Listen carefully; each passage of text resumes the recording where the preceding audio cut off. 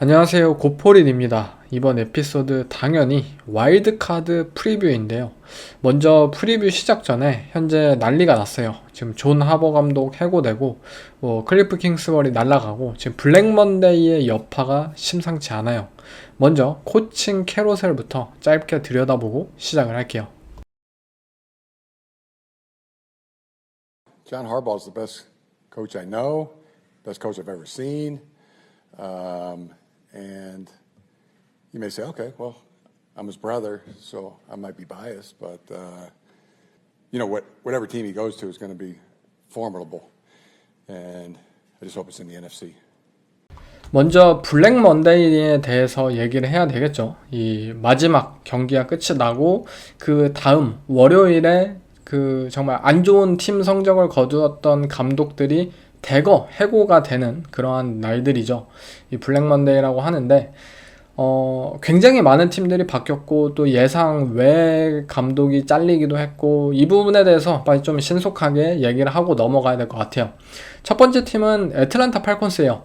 팔콘스는 지금 감독인 라인 모리스 그리고 단장이었던 테리 폰테노 그리고 CEO였던 리치 맥케이까지 드디어 모든 것이 바뀐 애틀랜타 팔콘스예요. 그냥 구단주인 아서 블랭크가 아예 칼을 빼들었다고 보시면 될 것 같아요. 단순히 감독과 단장을 자른 것을 떠나서 그동안 애틀랜타 팔콘스의 배후 실세였던 이 리치 맥케이까지 이 보직을 변경시키면서 팔콘스 풋볼을 아예 바꿔버리겠다는 모습이에요. 현재 들리는 소문으로는 프랜차이즈 최고 스타였던 이 쿼터백 맷 라이언이 구단 내 주요 역할을 할 것처럼 들리고 있습니다.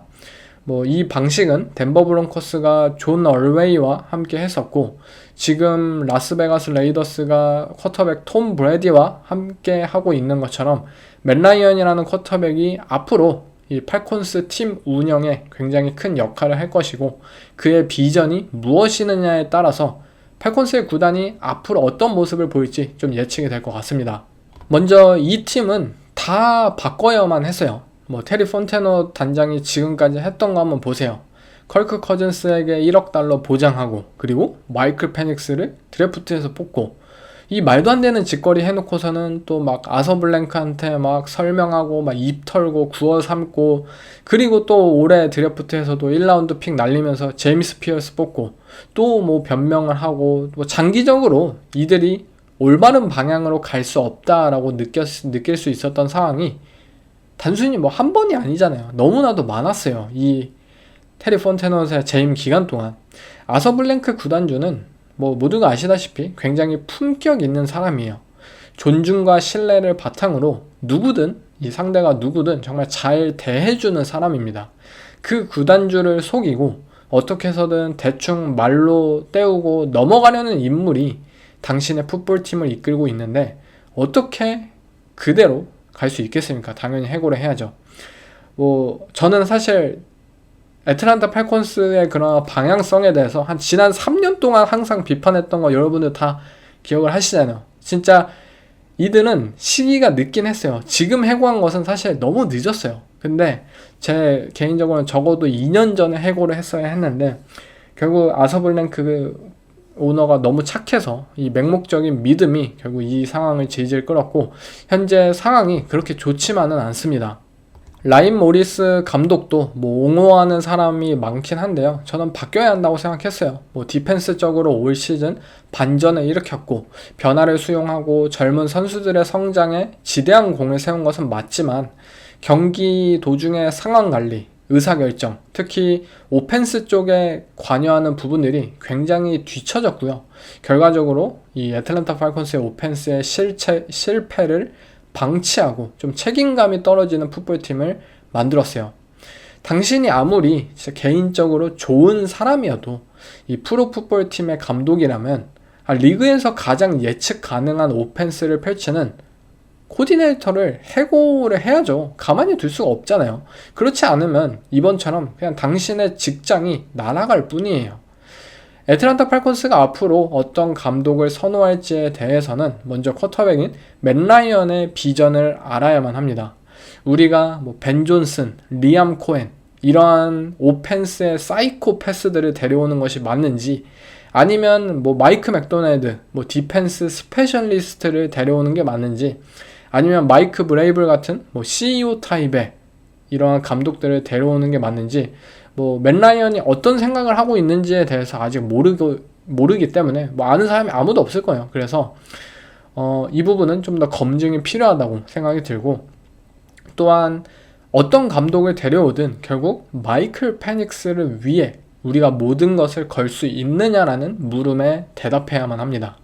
본인들이 드래프트 1라운드 전체 8번 픽으로 뽑은 선수잖아요. 컬크 커즌스한테 1억 달러 보장 주고서도 뽑은 선수예요. 근데 올 시즌 나이 먹고 부상에서 돌아온 컬크 커즌스가 팔콘스의 오펜스를 더 잘 이끌었어요. 그들의 뭐 와이드 존 러싱 기반의 이 오펜스, 플레이 액션 오펜스, 당연히 컬크 커즌스에게 더 적합한 오펜스였지, 마이크 페닉스는 이 오펜스에 적합한 선수가 아니었거든요. 플레이 액션, 언더센터 이런 거는 마이클 페닉스의 게임이 아니에요. 결국 샷건 기반의 스프레드 오펜스를 펼쳐야만 하고 거기에서 승리할 수 있는 웨폰진을 가지고 있지만, 그것이 본인들 구단의 철학이 될 수 있느냐는 또 다른 이야기거든요. 아시다시피 맥 라이언이라는 쿼터백은 카일 셔나한과 슈퍼볼에 진출하고 MVP를 받았잖아요. 본인이 정말 성공을 거두었고, 또 본인이 추구하는 그 공격하는 풋볼이 마이클 페닉스와는 분명 많이 다른 모양새를 가지고 있는데, 맥 라이언이 과연 그 변화 수용이 가능한지, 그리고 페닉스를 위해서 팀 구성, 팀 스킴 이 모든 것들을 희생해낼 수 있는지 결정을 해야만 해요. 아시다시피 애틀란타 팔콘스 정말 이름값이 뚜렷한 팀이었어요. 정말 뭐 비잔 로빈슨, 뭐 드레이크 런던, 카일 피츠, 뛰어난 퍼포먼스를 펼칠 수 있는 선수들이 있고, 그들의 잠재력은 무궁무진하다고 항상 평가를 받았어요. 그렇지만 매년 그들이 진짜 성적이 예상보다 못하고 왜 이렇게 못하는 것 같지? 좌절하고 예상보다 못한 이 언더퍼폼이 매년 이어지는 이유는 결국 그것을 사용하는 코칭의 문제가 극심했기 때문입니다. 이젠 정말 좋은 감독을 선임하고 그 감독과 비전을 공유할 수 있는 단장이 있고, 그리고 맥 라이언이 이 모든 것에 운영하는 데 도움을 줄 수 있다면 애틀란타 팔콘스가 충분히 다시 한번 날아오를 수 있다고 생각이 들어요. 그리고 그걸 위해서 과연 맥 라이언이 추구하는 풋볼이 어떤 모습인지를 향후 뭐 인터뷰나 그런 것들을 통해서 좀 살펴봐야 될 것 같습니다. 다음 팀은 애리조나 카디널스예요. 카디널스는 감독인 조나단 개넌을 해고를 했고요. 반면에 단장인 몬티 오센포트는 잔류를 했습니다. 일단 뭐 조나단 개넌이 해고될 거라고는 짐작을 했어요. 분명히 좋은 방향으로 팀을 하나하나씩 쌓고 있기는 했지만 최근에 너무나도 실적이 좋지 않았죠. 그리고 이 모든 것이 결국 일어난 이유는 결국 그들이 태생적으로 가진 한계이지만 저는 어쨌든 단 하나의 사건이 좀 수면 위로 올라왔기 때문에 이런 일이 벌어졌다고 생각이 듭니다. 테네시 타이탄스와의 경기에서 이 터치다운이 아닌 이 터치백이 일어났고, 그 선수를 조나단 개넌이 이 사이드라인에서 폭행한 이후에 이들은 그 일이 있고서 1승 12패를 거두었어요. 제가 뭐 아무리 뭐 자선 사업을 한들, 제가 뭐 아무리 착한 구단주여도, 물론 카디널스의 구단주 마이크 비드웰은 착한 구단주가 아닙니다. 리그 최악의 구단주예요. 하지만 아무튼 제가 뭐 착한 사람이어도 1승 12패를 거둔 감독을 유지한다는 것은 말이 안 됩니다. 물론 그 사건 때문에 결국 라커룸이 무너졌고 그로 인해서 이들이 연패를 겪게 된 것도 사실이지만, 제가 아까 말씀드린 태생적인 한계, 그냥 카디널스라는 팀이 현재 가진 한계 때문에 어쩔 수 없어요. 이들은 운이 정말 극도로 안 좋게도 리그의 최고의 팀을 가진 디비전에 현재 속해 있습니다. 카일 셰난이 이끄는 샌프란시스코 나이너스, LA 램스의 션 맥베이, 그리고 시애틀 시옥스 마이크 맥도날드까지 현재 최고의 팀, 현재 최고의 감독, 그리고 어떤 시대를 타든 최고의 인물들이 현재 디비전 라이벌들이 쨍쨍하게 지금 있어요. 그런 라이벌들을 상대해야 하는데 애리조나 카디널스라는 팀이 추구했던 그 방식은 분명 정석적이었지만 결과가 결국 부족했어요. 이들은 굉장히 느리게 우리는 탄탄하게 팀을 빌딩할 거다. 드래프트를 통한 리빌딩을 완성시킬 거다. 저는 분명 멋진 방법이었다고는 생각해요. 실제로 카디널스는 매년 드래프트에서 픽다운도 잘하고 또 좋은 재능들도 많이 뽑고 항상 드래프트가 끝이 나면 칭찬을 받는 팀 중에 볼티모어나 애리조나 카디널스나 이러한 팀들 항상 있었어요. 칭찬을 받던 팀이었어요. 근데 그 젊은 선수들이 운이 없어서 부상도 좀 당했고 현재까지 재능을 만개하지는 못한 상황이었어요. 그렇지만 우리 필요하지만 이런 좀 안 좋은 살림 속에서도 디펜스 엣지 러셔 필요한데 조시 스웨트 영입해보자. 조시 스웨트 되게 올 시즌 되게 좋은 활약을 보여주었고 로스터 관리 자체는 굉장히 잘했다고 생각이 들어요. 근데 디비전 내에 다른 팀들이 워낙 강팀이고 또 명 감독들이 있으니까 애리조나 카디널스의 그냥 현재 로스터로는 경쟁할 수가 그냥 없는 거예요. 밀리는 거예요. 애리조나의 방식은 너무 느리고 설사 그것이 옳은 방식이었더라도 정말 슈퍼스타급의 재능을 결국 얻어내지 못했기 때문에 마빈 해리슨이 폭망하거나 그런 거죠. 이들은 뒤처질 수밖에 없었고 결국 조나단 개넌 감독이 해고가 되었다고 생각해요. 그러면 왜 이 몬티 오센포트 단장은 잔류가 되었을까요? 사실 감독인 조나단 개넌과 같이 해고되는 게 맞다고 생각은 하는데 어떻게 해서든 구단주를 잘 설득했을 거예요. 내 방식은 옳아요. 봐봐. 마빈 해리슨이나 페리스 존슨, 윌 존슨 다 엄청난 선수들이야. 근데 감독이 이건 문제다. 코칭을 못한다. 감독만 바꿔주시면 제가 디비전 우승팀 만들어 볼게요 라고 마이크 미드웰을 구워 삶은 상황이죠. 어느 정도는 맞는 말도 있어요. 조나단 개넌이 좋은 코칭을 보여주긴 했지만 단지 그 레벨이 션 맥베일, 카이 셔너한, 마이크 맥도날드 급이 아니었다는 거예요. 사실 리그에서 저 3명만큼 뛰어난 감독이 현재 없잖아요. 그냥 어나더 레벨이잖아요. 그래서 애리조나가 가진 문제는 조나단 개넌 해고한 거 좋아요. 근데 새로운 감독을 구했을 때 과연 저 디비전 라이벌 감독들 뛰어넘을 수 있느냐예요.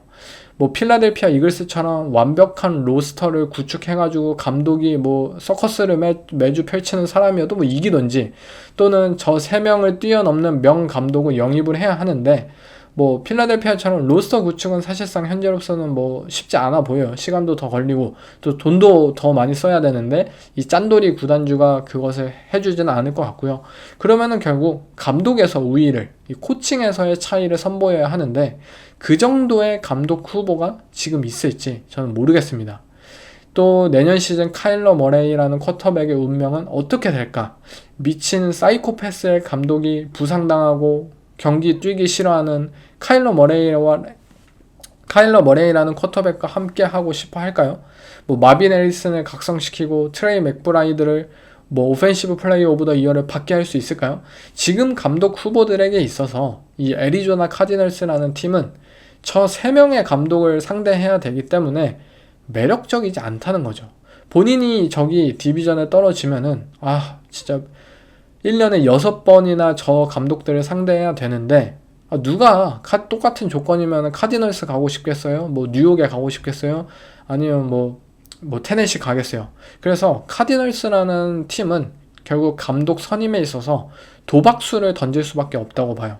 검증은 되지 않았지만 잠재력만은 굉장히 높은 젊은 또 다른 션 맥베이 또 다른 카일 셔너한을 쫓을 수 있는 타입의 인물, 그게 그들이 이번에 쫓을 인물이라고 생각합니다. 다음은 인디애나 콜츠가 감독인 쉐인 슈타이켄과 그리고 단장인 크리스 볼라드를 잔류했다는 소식인데요. 먼저 인디애나 입장에서는 별다른 수가 없었다고 생각해요. 구단주가 시즌 중반에 밀어붙였던 이 소스 가드너 트레이드 때문에 향후 이들은 드래프트를 통해서 드라마틱하게 팀을 변화시킬 수 없는 팀이에요. 그런 상황에서 새로운 감독 그리고 새로운 단장 후보들에게 이 구단은 더 이상 매력적이지 않거든요. 또한 본인들이 그 무리한 선택을 했던 이유는 예상치 못한 성공에 도취되었기 때문이에요.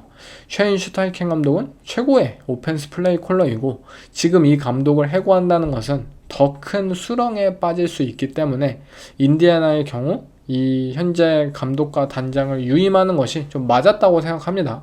물론 크리스 볼라드 단장의 경우는 좀 이야기가 다를 수는 있어요. 지난 9년 동안 이 크리스 볼라드 체제 하에서 사실 이뤄낸 게 많이 없거든요. 플레이오프에 2번 나갔고 또 플레이오프에서 승리는 없고 쿼터백 포지션은 매년 바뀌어 나갔고요. 그렇다고 뭐 쿼터백을 제외한 나머지 로스터, 정상급 로스터를 구축하지도 못했어요. 아마 가장 과대평가받는 단장이라고 해도 사실 과언이 아니겠죠. 그러나 아까와 같은 맥락입니다. 인디애나는 이 너무 큰 방아쇠를 당겨버렸고 이 방아쇠를 당긴 순간 망하든 성공하든 죽어도 크리스 볼라드를 안고 갈 수밖에 없는 상황이에요. 단순히 뭐 볼라드가 능력이 있느냐 없느냐를 떠나서 상황적으로 그냥 이렇게 돼버린 거예요. 이 걸크러쉬를 보여주는 구단주가 얼마나 이들을 믿고 응원해줄 수 있을지는 모르지만 데니얼 존스와 재계약을 할 것 같고요. 또 이 땜빵 쿼터백 뭐 투아든 뭐 카일러 머레이든 막 데려와가지고 또 쉐인 슈타이켄이 마법을 부리고 또 뭐 플레이오프 문턱에서 9승 뭐 7패 뭐 8패 해가지고 좌절하는 이런 모습들이 또 내년 시즌에 이어지지 않을까라고 생각이 듭니다. 저는 인디애나라는 프랜차이즈가 정말 준수하고 경쟁력 있는 모습을 보일 거라는 생각하지만 현재 팀 구조상 그리고 크리스 볼라드 단장이 있는 한 그 무언가를 뛰어넘을 거라고는 또 생각되진 않아요. 그냥 중위권 정도에 항상 머무는 팀으로 남지 않을까. 만약 본인들이 내년에도 진짜 플레이오프 진출에 실패한다. 그렇다면 그때는 리셋 버튼, 이 새로운 방아쇠를 좀 당길 수 있지 않을까 생각이 듭니다. 다음은 신시내티의 경우에도 감독인 잭 테일러 또 뭐 단장인 듀크 토빈 둘 다 잔류를 시켰어요. 뭐 사실 뭐 다 예상했잖아요. 신시내티가 바뀌겠습니까? 뻔해요. 뭐 잭 테일러가 또 한 번 살아남았습니다. 이 구단은 그냥 변하지 않을 거예요. 사실 왜 잭 테일러를 해고하지 않지라는 부분이 이제는 잭 테일러를 해고하고 또 다른 감독을 선임하면은 이중으로 돈을 줘야 되잖아요. 연봉을. 근데 다른 사람한테 이중으로 돈을 주기 싫으니까 구단주 입장에서 그냥 그래서 잭 테일러를 유임하는 거 아닐까라고 생각이 들 정도로 이 짠돌이 구단주 이 신시내티가 이끌고 있는 한 이 팀은 변하지 않을 거라고 생각이 들어요.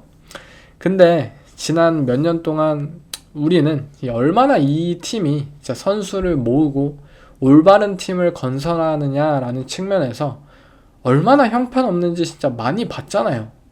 이 조 버로우라는 쿼터백이 선수 커리어 생활에 회의를 느끼게 할 정도로 이 형편없는 로스터 운영을 매년 보여주고 있고요.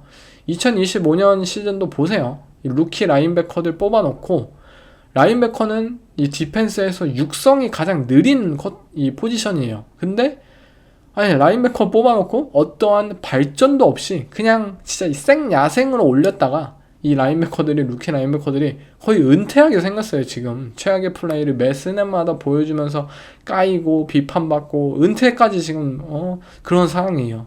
이렇게 책임감도 떨어지고 장기적인 안목도 부족한 상황에서 벵갈스라는 팀이 과연 어떻게 우승권의 팀으로 다시 한번 역사를 만들 수 있을까요?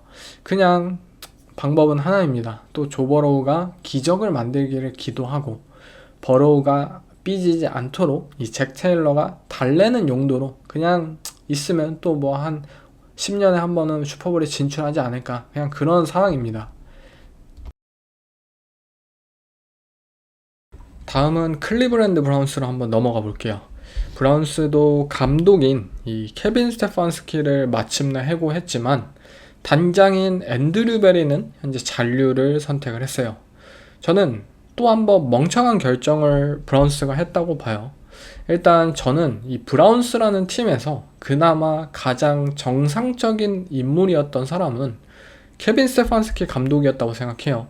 뭐 2번의 이 코치상을 받았다는 게 뭐 어느 정도 단면으로 그걸 증명하기도 하고 하지만 결국 최근 이들의 실패에 대해서 감독이나 단장이나 모두가 책임을 피할 수는 없었기 때문에 둘 다 잘릴 것으로 예상을 했지만 스테판스키만 잘리고 이제 앤드류 베리는 남겼어요.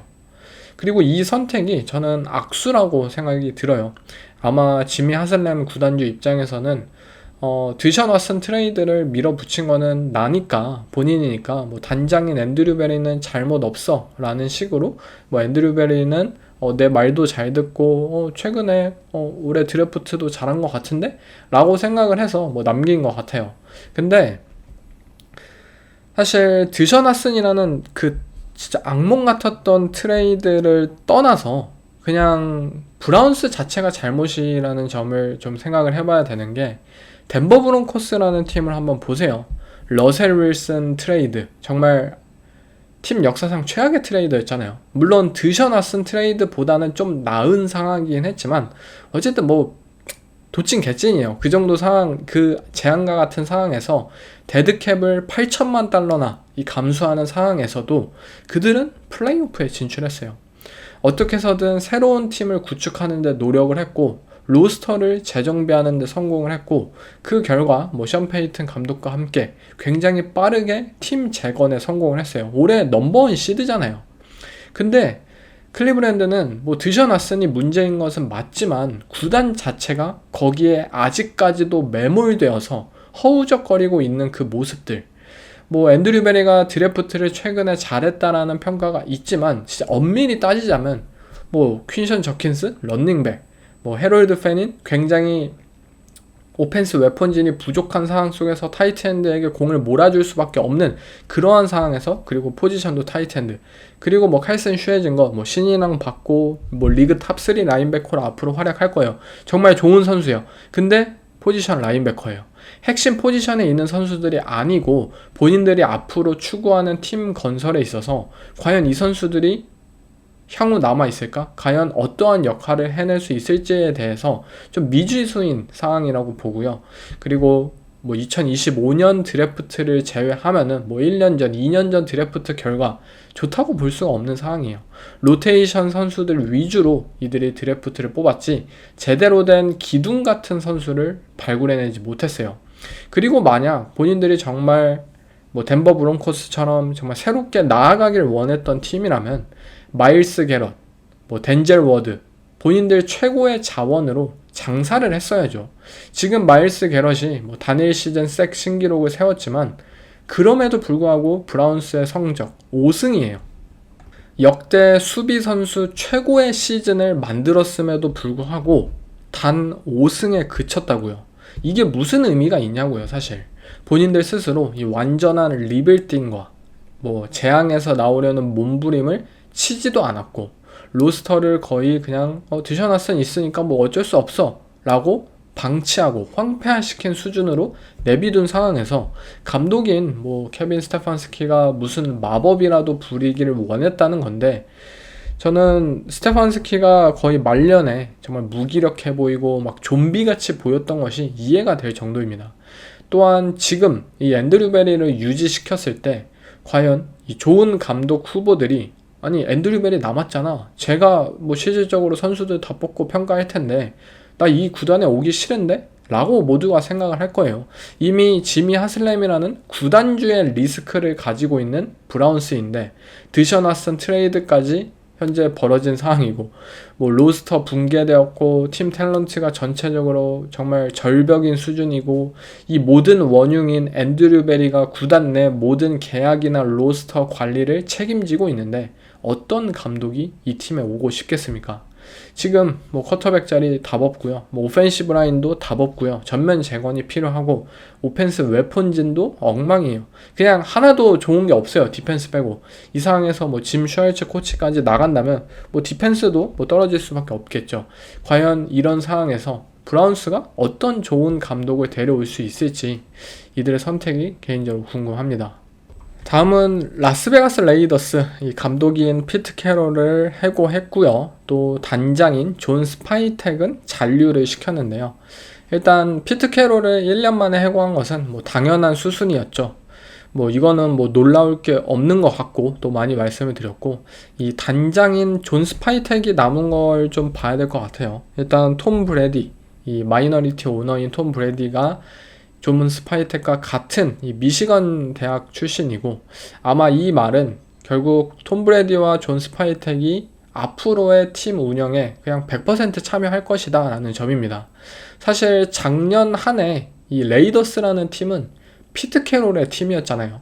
뭐 드래프트로 뽑은 선수들의 면면을 살펴봐도, 그리고 실질적으로 뭐 코치를 선임하고 무엇을 하느냐, 그런 모든 모습들을 봤을 땐 피트 캐롤이 처음부터 끝까지 모든 걸 다 책임졌다라고 우리는 확인할 수 있었어요. 근데 이제 그를 내보냈고, 비로소 톰 브래디와 같은 철학을 공유할 수 있는 이 존 스파이텍과 함께 새로운 팀을 꾸리게 됐어요. 이들이 전체 1픽을 가지고 있는 만큼 뭐 톰 브래디가 생각하는 최고의 쿼터백을 뽑을 수도 있고요. 올해 이들의 이 드래프트는 작년과는 다르게 좀 기대가 되는 드래프트가 되지 않을까 싶어요. 로스터 전체가 엉망인 것은 사실이지만, 그만큼 뭐 누구를 뽑아도 최고의 선수를 데려올 수만 있다면 이들에게 있어서 가장 큰 성공의 길이지 않을까 싶고요.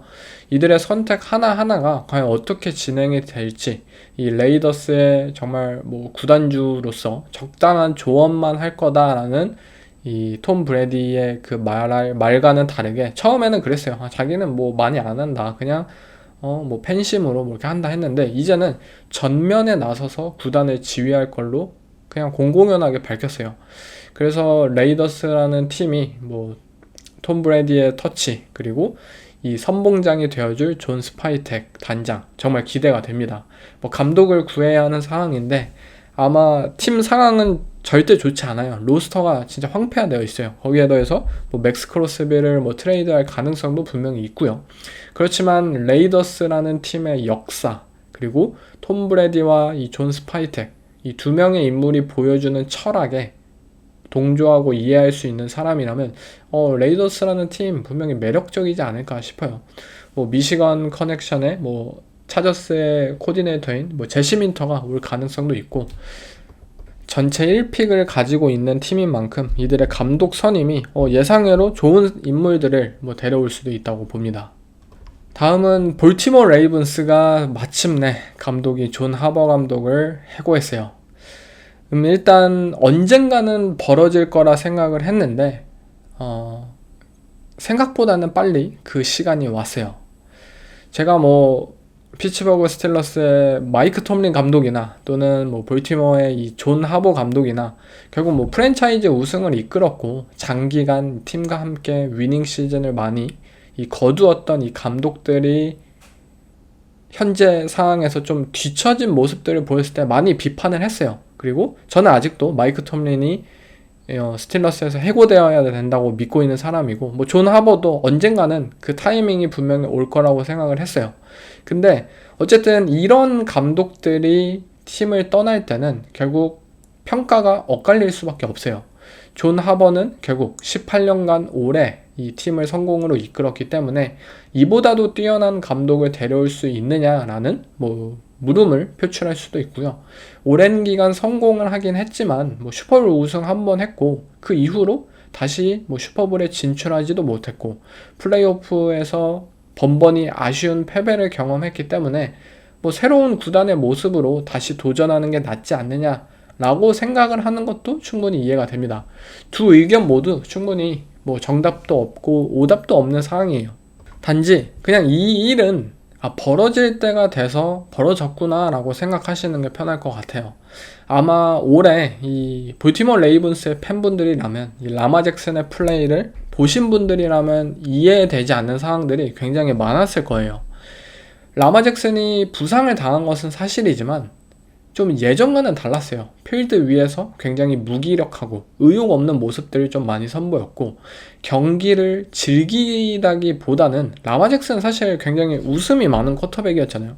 예전 뭐 작년에 제이든 다니엘스처럼 굉장히 여유 있고 위트 있고 웃음이 많은 선수예요. 근데 요새 라마 잭슨은 짜증을 내고 빨리 경기를 끝내고 싶어하는 그런 모습들을 좀 많이 선보였어요.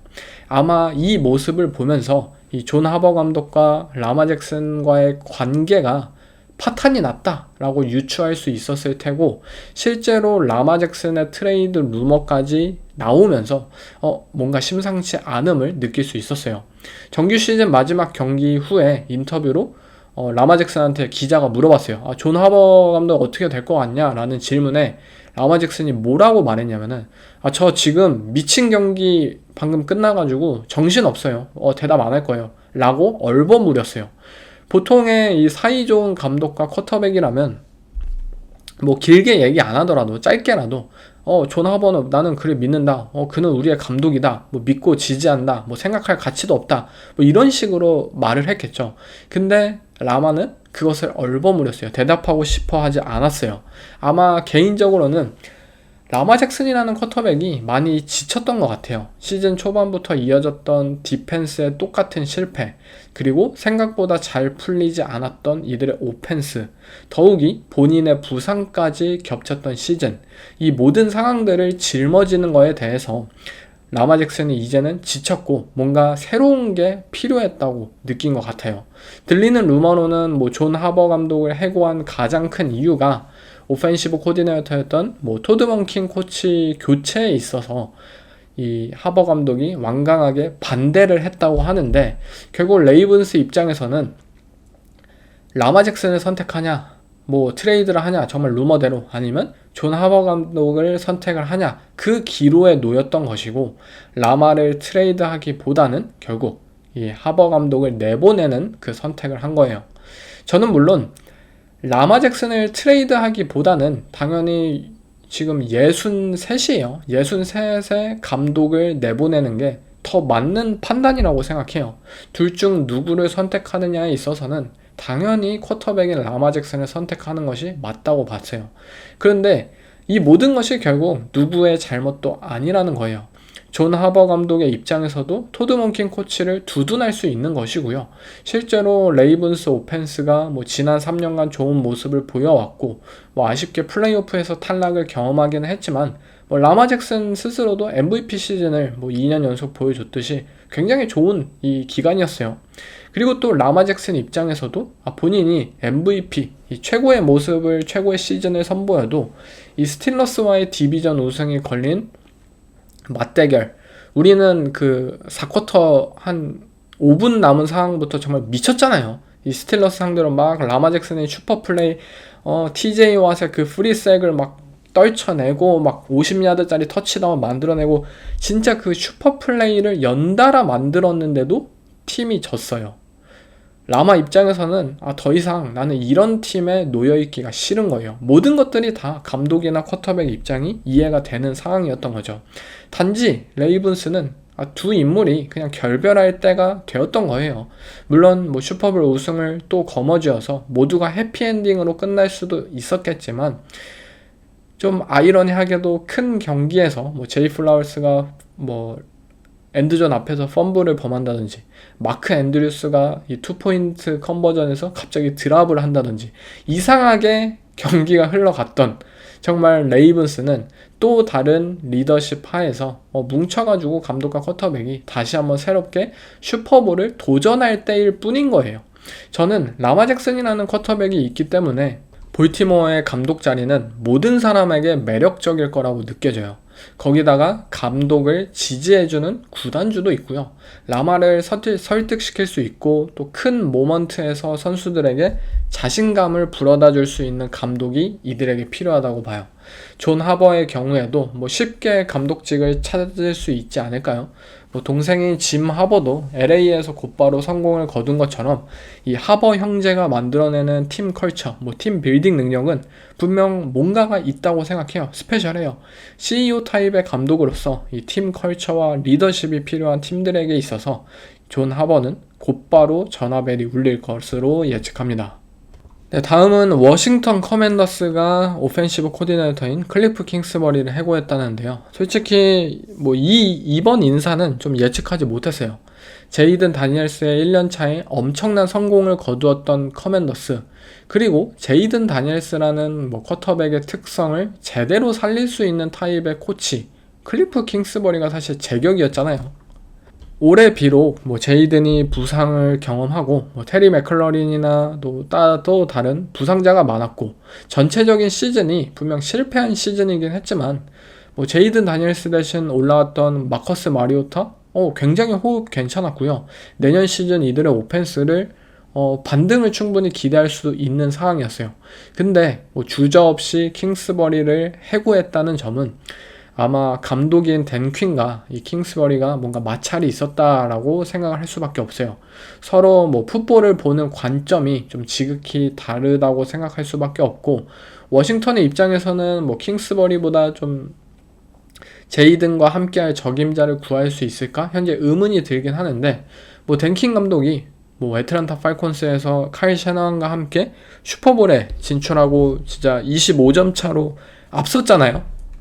그래서 본인이 펼치길 원하는 이 오펜스가 설마 카일 셔나한 타입의 오펜스를 원하는 건가? 제이든 다니엘스가 그런 오펜스에 들어간다면 과연 지금의 오펜스보다 더 효과적일 수 있을까? 이런 물음이 있기는 한데 과연 어떤 인사를 할지 개인적으로 너무나도 궁금해요.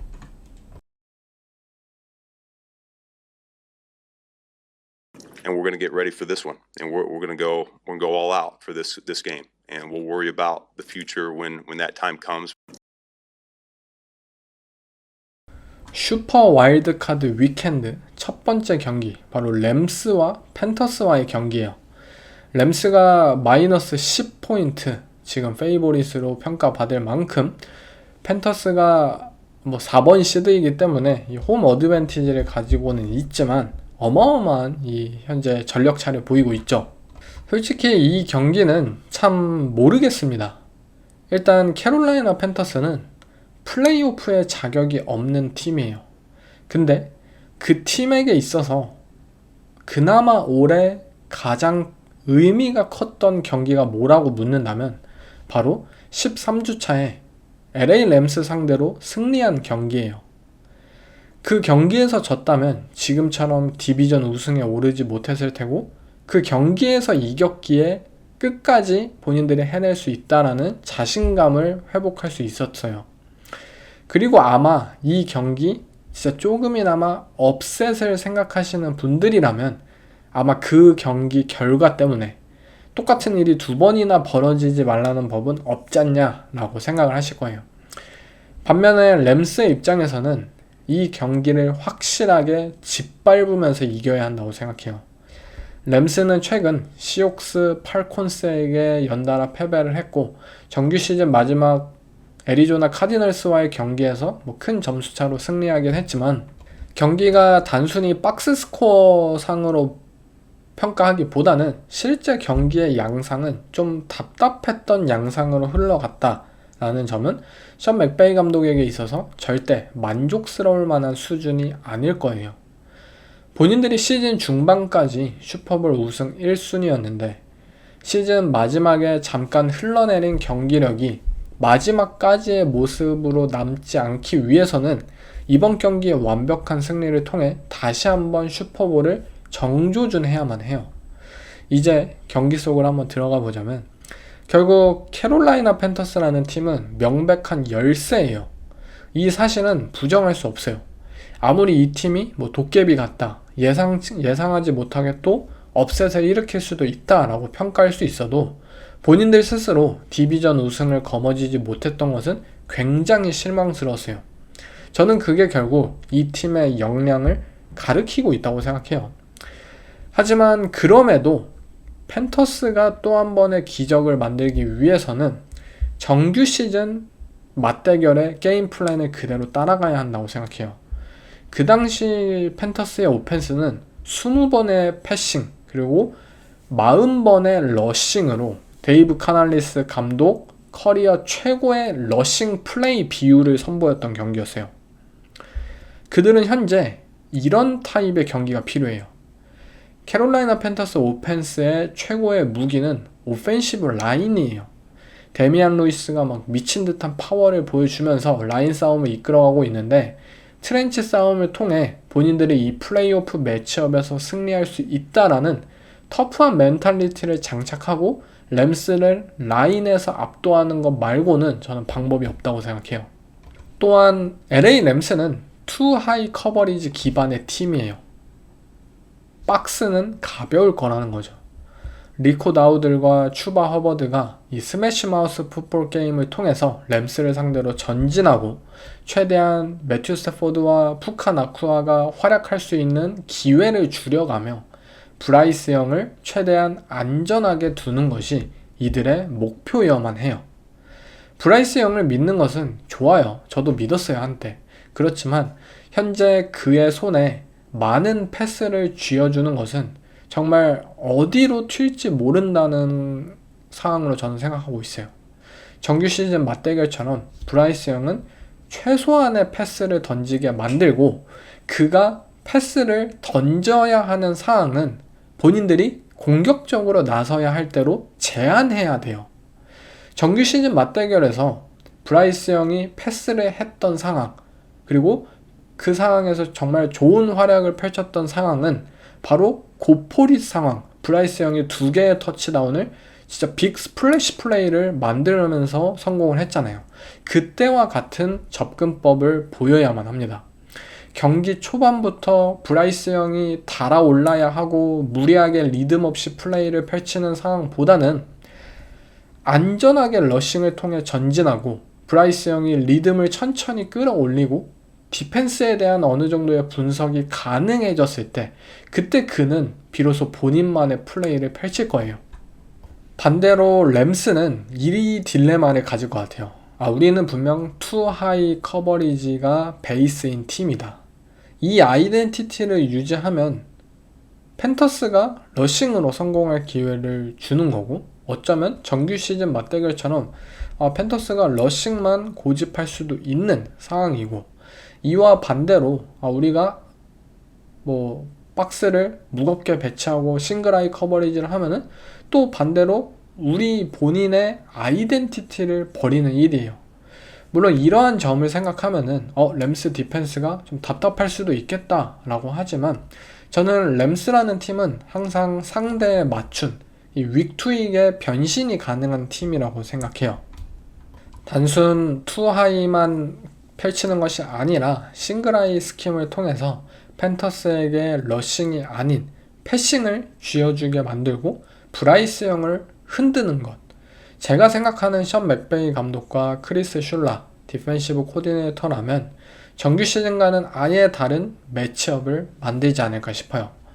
본인들이 가진 막강한 디펜시브 라인, 이 프론트 세븐을 바탕으로 브라이스 영을 압박하고 그가 아예 패스에 있어서 자신감을 잃게 만들 정도로 힛을 가하고 변장된 커버리지로 필드를 어지럽히고 넘버를 속이고 램스 디펜스는 분명 이전과는 다른 모습을 가져올 거라고 믿어요.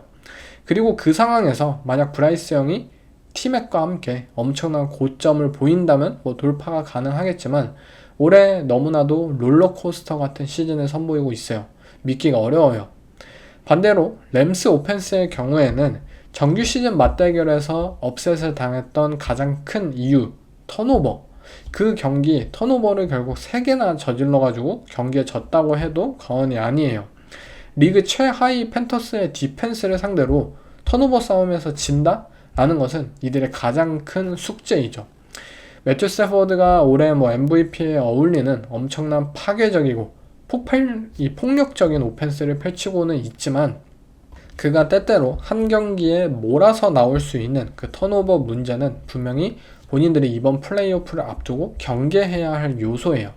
그가 푸카 나쿠아에게 던진 위험한 패스를 이 푸카가 원핸드 캐치로 따내는 장면들이 매주 나오기는 하지만 그런 플레이는 상대가 강팀일 때 저는 필요하다고 생각하지, 캐롤라이나처럼 상대가 약팀이라면 그렇게 무리하지 않아도 경기는 이미 이들에게 유리하게 풀어갈 수 있다고 생각해요.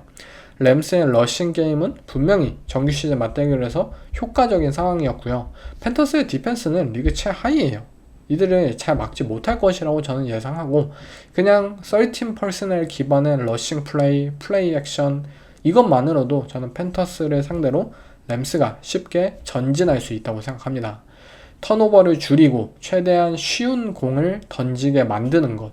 그것이 이번 경기 램스가 추구해야 할 경기이고, 맥베이 감독과 스태포드 그리고 나쿠아가 있는데 솔직히 뭘 못하겠습니까? 저는 이들이 완벽한 경기 운영을 해낼 거라고 생각해요. 반면에 캐롤라이나 팬터스의 디펜스 입장에서는 우리는 턴오버 or nothing, 그러한 타입의 경기를 보여줘야만 한다고 봐요. 뭐 야드를 내주는 건 어쩔 수 없어요. 램스의 오펜스 어떻게 막아요? 리그 최고의 오펜스인데. 터치다운도 뭐 내줄 수 있어요. 근데 우리가 한두 번의 턴오버만 유발을 해서 정규 시즌 맞대결처럼 저 경기를 또 이상하게만 흘러가게 만들면 된다. 우리의 역할은 그게 다다.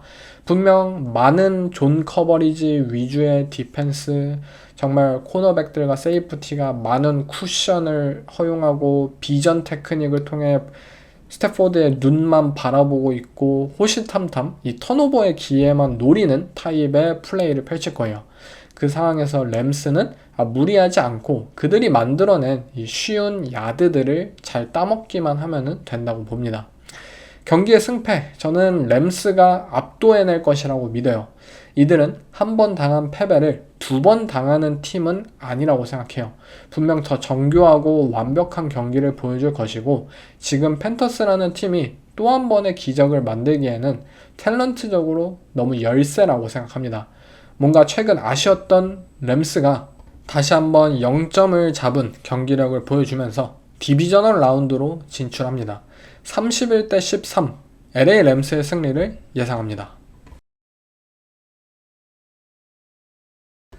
다음 경기는 올해 세 번째 디비전 라이벌 맞대결 경기입니다. 바로 그린베이 패커스와 시카고 베어스 간의 경기인데요.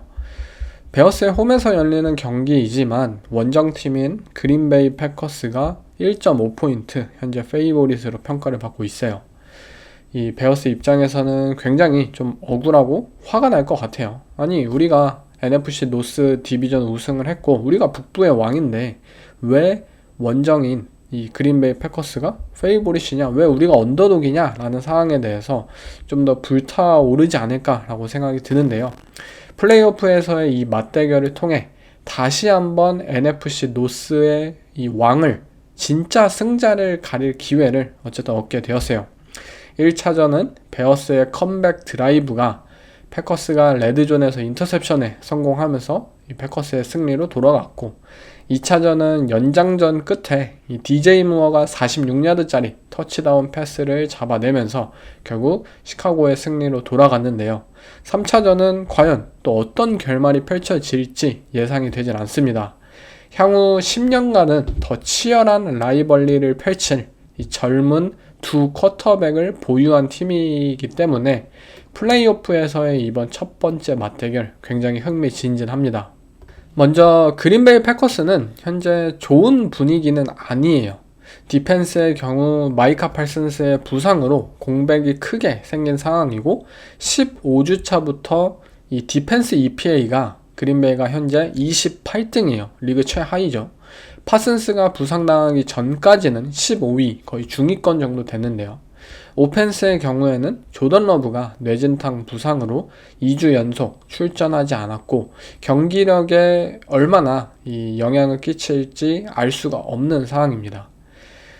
그린베이는 시즌을 4연패로 마감을 했고 또 부상자가 많은 만큼 본인들 스스로 좀 라커룸 분위기가 좀 침체된 상황임을 깨닫고 있을 것이고, 본인들과는 반대로 좀 좋은 분위기로 시즌을 마감한 시카고 베어스를 상대해야 하는 만큼 그 어떤 라이벌 경기보다도 이번 경기 패커스에게는 부담이 클 거예요. 분명 이들에게 이상적인 시즌은 아니에요.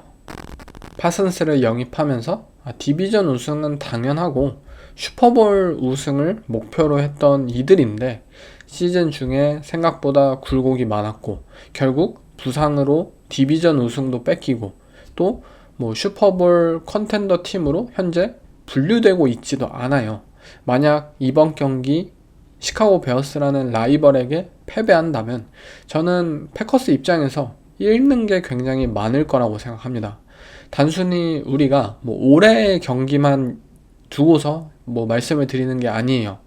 향후 있을 디비전 판도에 있어서 시카고 베어스가 플레이오프 승리를 거두고 케일럽 윌리엄스가 또 한 번 이 플레이오프에서의 승리를 밑거름으로 성장하고 벤 존슨 감독이 엄청난 프로그램을 또 한 번 만들어낸다면 그린베이 패커스는 디트로이트 라이온스에 이어서 또 한 번 시카고 베어스라는 이 좋은 팀을 매년 상대하고 패배할 수 있다는 위협을 가지게 돼요.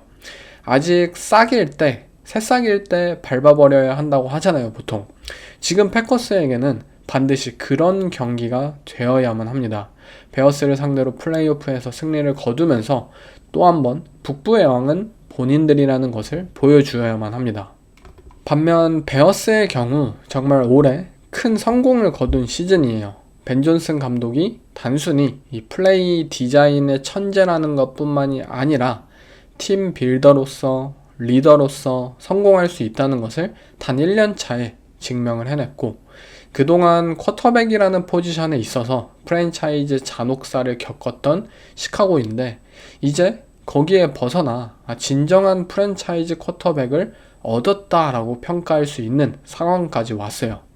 그들에게 있어서 이번 승리는 프랜차이즈의 천장을 결정할 수 있다고 생각해요. 2018년 시카고 베어스가 맷 내기 감독의 1년차 시즌 때 디비전 우승을 거머쥐고 플레이오프에 진출했던 것을 모두가 기억을 하실 거예요. 하지만 플레이오프 필라델피아 이글스와의 경기에서 더블 도잉크 그 유명한 필드골 실패로 시카고 베어스는 광탈을 해버렸고요.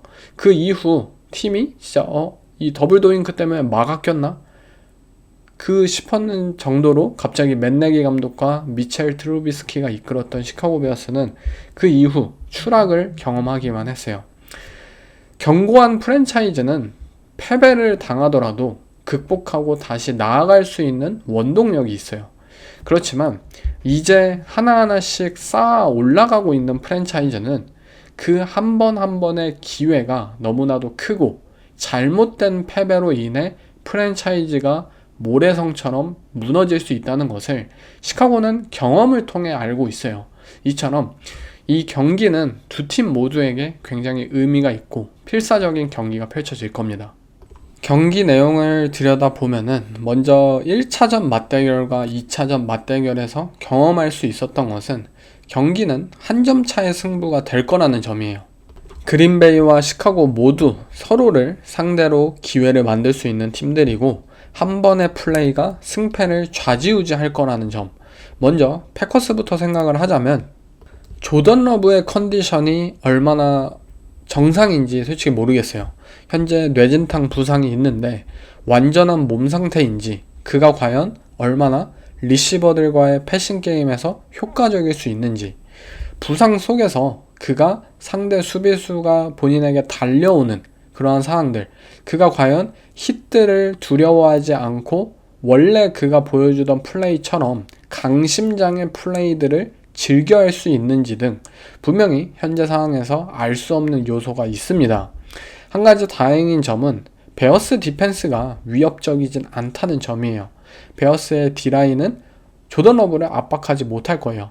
그렇다고 압박을 해야 돼 무턱대고 블리츠만 쓰다가는 1차전 맞대결처럼 조던 러브에게 오히려 롱밤, 터치다운 얻어맞고 끝날 거예요. 2차전에 시카고 베어스는 이 교훈을 얻었기 때문에 블리츠를 거의 하지 않았어요. 근데 블리츠 안 하니까 패스러셔가 아예 먹히지가 않았죠. 러브와 말릭 윌리스한테 3초 이상의 포켓 시간을 선사하기만 했어요. 결국 베어스 디펜스가 뭔가 확실하게 내세울 수 없는 상황이기 때문에 저는 그린베이 패커스가 본인들만 잘한다면 충분히 베어스를 상대로 전진이 가능할 거라고 생각해요. 특히나 조던 러브의 상태를 현재 모르는 시점에선 조시 제이콥스를 통한 러싱 게임을 통해 경기 초반을 셋업해 나갈 것이 좀 예상되고 베어스의 런 디펜스가 좋지 않음을 감안한다면 패커스 입장에서 순조롭게 경기를 풀어 나갈 수 있다고 봐요. 각종 모션을 활용하고 제이든 리드 같은 호리젠탈 스트레처를 활용하고 멜라플라 감독이 잘하는 것들 그런 모션 이런 것들 스크린 이런 것들을 잘 활용해야 되겠죠. 단지 조던 러브가 할 역할은 플레이 액션 오펜스에서 그리고 뭐 딩크 앤 덩크 타입의 좀 더 짧은 패스 위주로 오펜스를 수행해내고, 시카고가 진짜 썰드다운 상황에서 제로 블리츠를 좀 좋아하는데 그런 블리츠 상황에서 본인이 리듬을 가지고 이 본인만의 딥볼을 던질 수만 있으면 저는 패커스 입장에서 충분히 좋은 결과를 만들 거라고 생각합니다.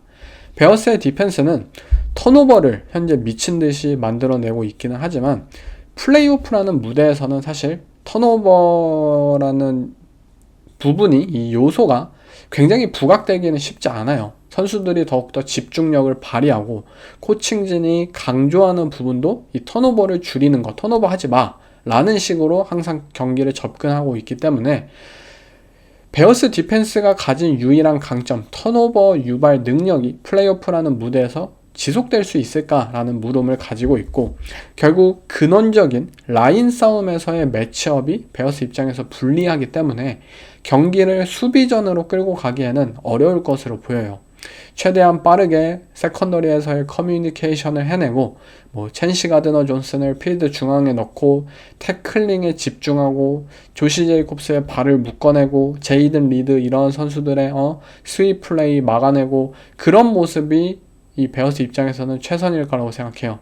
베어스의 오펜스의 경우도 지금까지 보여줬던 것을 그냥 하면 된다고 봐요. 그냥 전반전은 러싱만 하면 돼요. 케일런 윌리엄스라는 쿼터백 자체가 경기 초반에는 진짜 못해요. 아직도 이 경기 초반부터 이 선수가 뭐 빠르게 뭐 플레이를 하고 임무 수행해주고 하는 것을 기대하면 안 됩니다.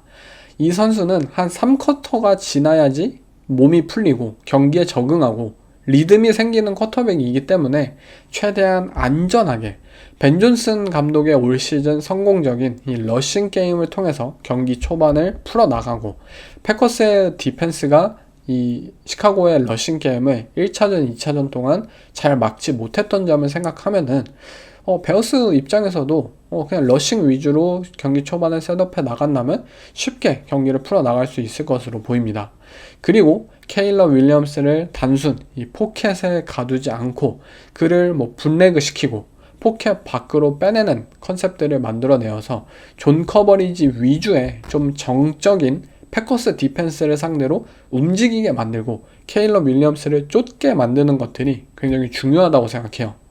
사실 1차전 경기를 다시 보면서 제가 느꼈던 것은 마이카 팔슨스의 존재감이 너무나도 컸다는 점이에요.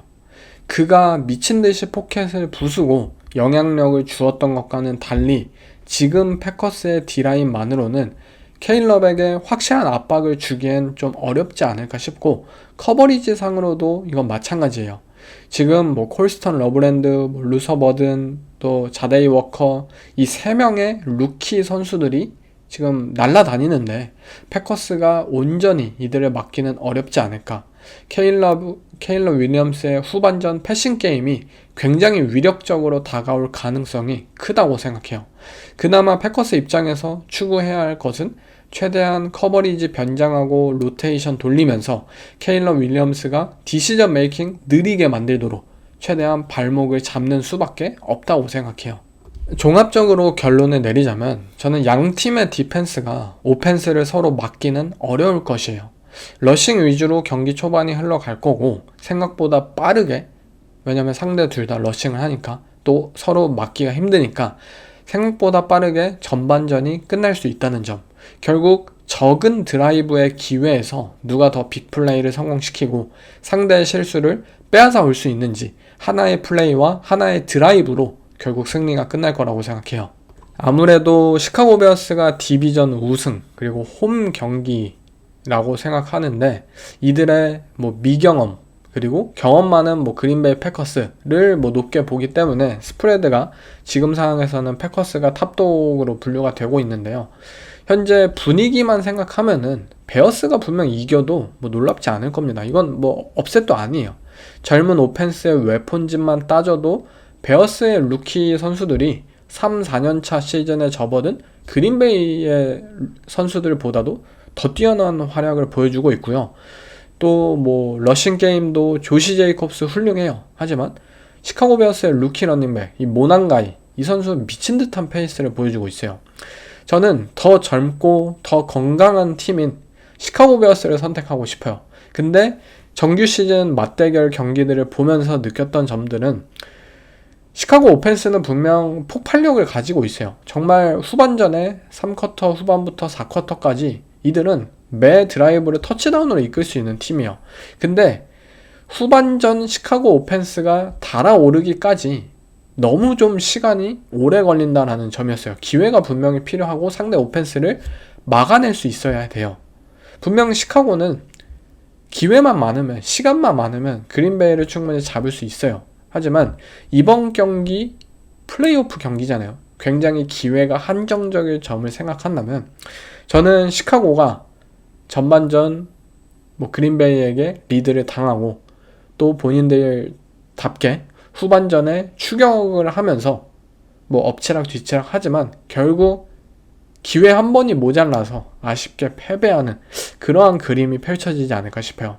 최종 스코어 23대 21로 그린베이의 디비저널 라운드 행을 예측합니다. 이번 슈퍼 와일드카드 위켄드 가장 예측하기 힘든 경기이지 않을까 싶어요. 현재 8연승을 거두고 있는 잭슨빌의 홈에서 조시 앨런이 경기를 합니다. 근데 버팔로 빌스가 페이보릿이에요.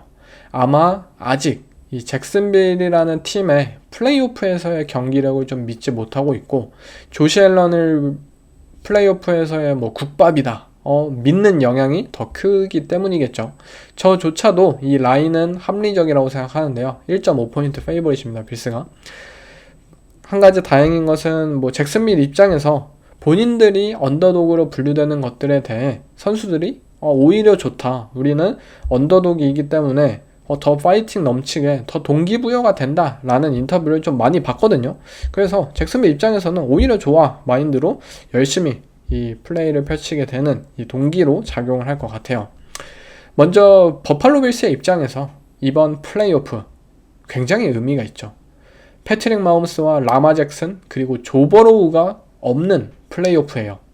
만약 조시 앨런의 커리어에서 버팔로 빌스의 향후 10년간의 커리어에서 슈퍼볼에 갈 수 있는 가장 높은 확률이 뭐냐라고 꼽는다면 당연히 조시 앨런의 숙명의 라이벌들이 안 나오는 플레이오프잖아요. 그럼 바로 올해예요. 비록 본인들의 팀 탤런트가 예전처럼 최상의 상태는 아니지만 라이벌 쿼터백들이 플레이오프에 올라오지 못한 만큼 쿼터백이라는 요소 하나로만 따지면 현재 양대 리그 모든 팀들의 1등인 버팔로 빌스이기 때문에 이번 플레이오프는 정말 마지막 우승 기회라고 해도 과언이 아니에요. 만약 5년 전에 버팔로 빌스, 4년 전에 버팔로 빌스, 아니 작년에 버팔로 빌스급만 되었더라도 저는 이들의 첫 번째 우승을 확신했을 거예요.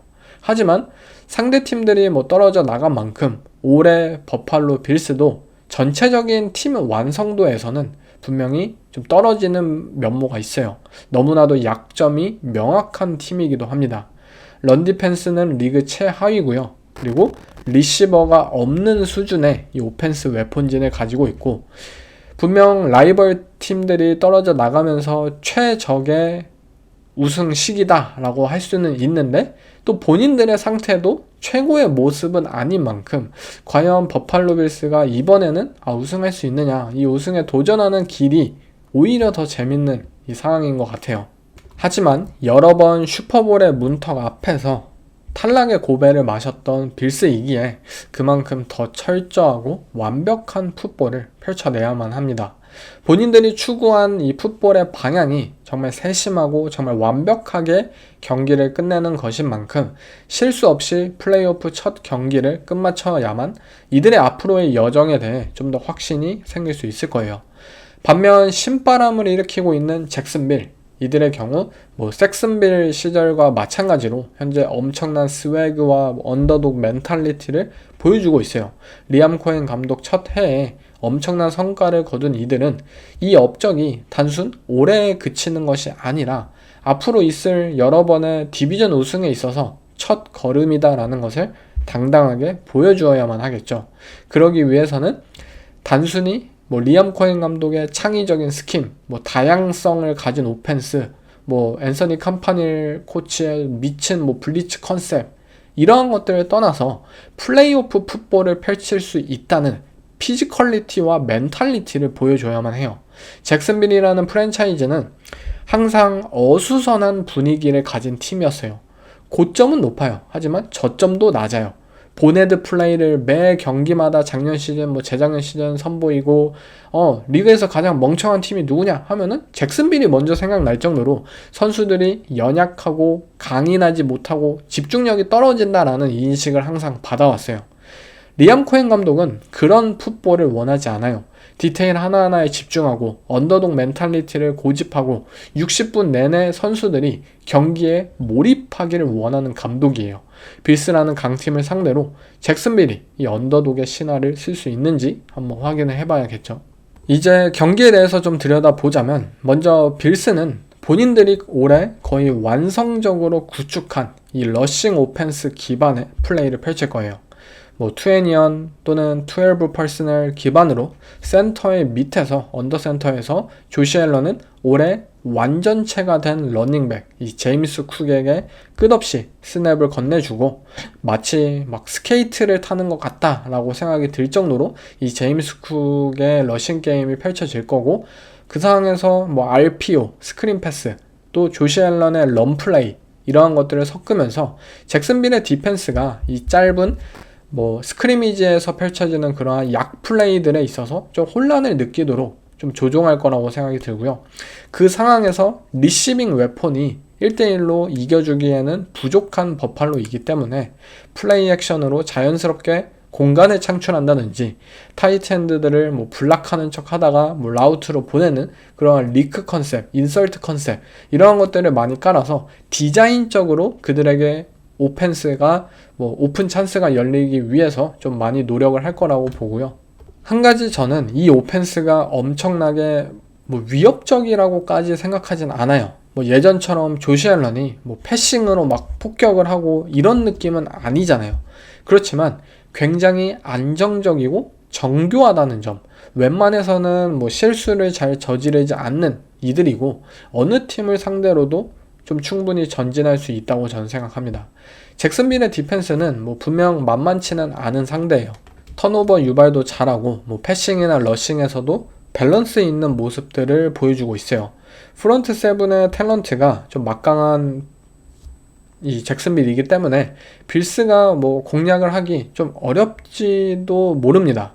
이들은 분명히 뭐 시뮬레이티드 프레셔 기반 존 블리츠 타입의 디펜스를 펼침으로써 조시 앨런이 플레이 액션을 위해서 등을 돌렸을 때 그대로 엎어진 채로 색을 만들 수 있는 팀이에요. 한 가지 제가 여기에 있어서 좀 우려되는 점은 빌스와 이글스 경기, 정규 시즌 경기 보신 분들 기억하실 거예요. 해설가로 유명한 이 톰 브래디가 지적을 하기도 했었는데, 조시 앨런이 이 분명히 블리츠 상황에서 프로텍션 조정에 좀 애를 먹고 있다는 점이었어요. 색이나 뭐 쿼터백 프레셔, 이 모든 것들은 오펜시브 라인맨들의 책임만은 아니잖아요. 쿼터백이 상대 디펜스를 읽고 그에 맞추어서 프로텍션 플랜들을 수정해내야 하고, 만약 뭐 상대가 이 프리 레인으로 달려온다, 어떤 상황이 오든 그에 맞춰서 내가 알고 있는 이 선수가 일로 오네? 그러면 난 이 선수에게 던지고, 어떤 상황이 오든 그에 맞춰서 공을 빨리 던질 수 있어야만 해요.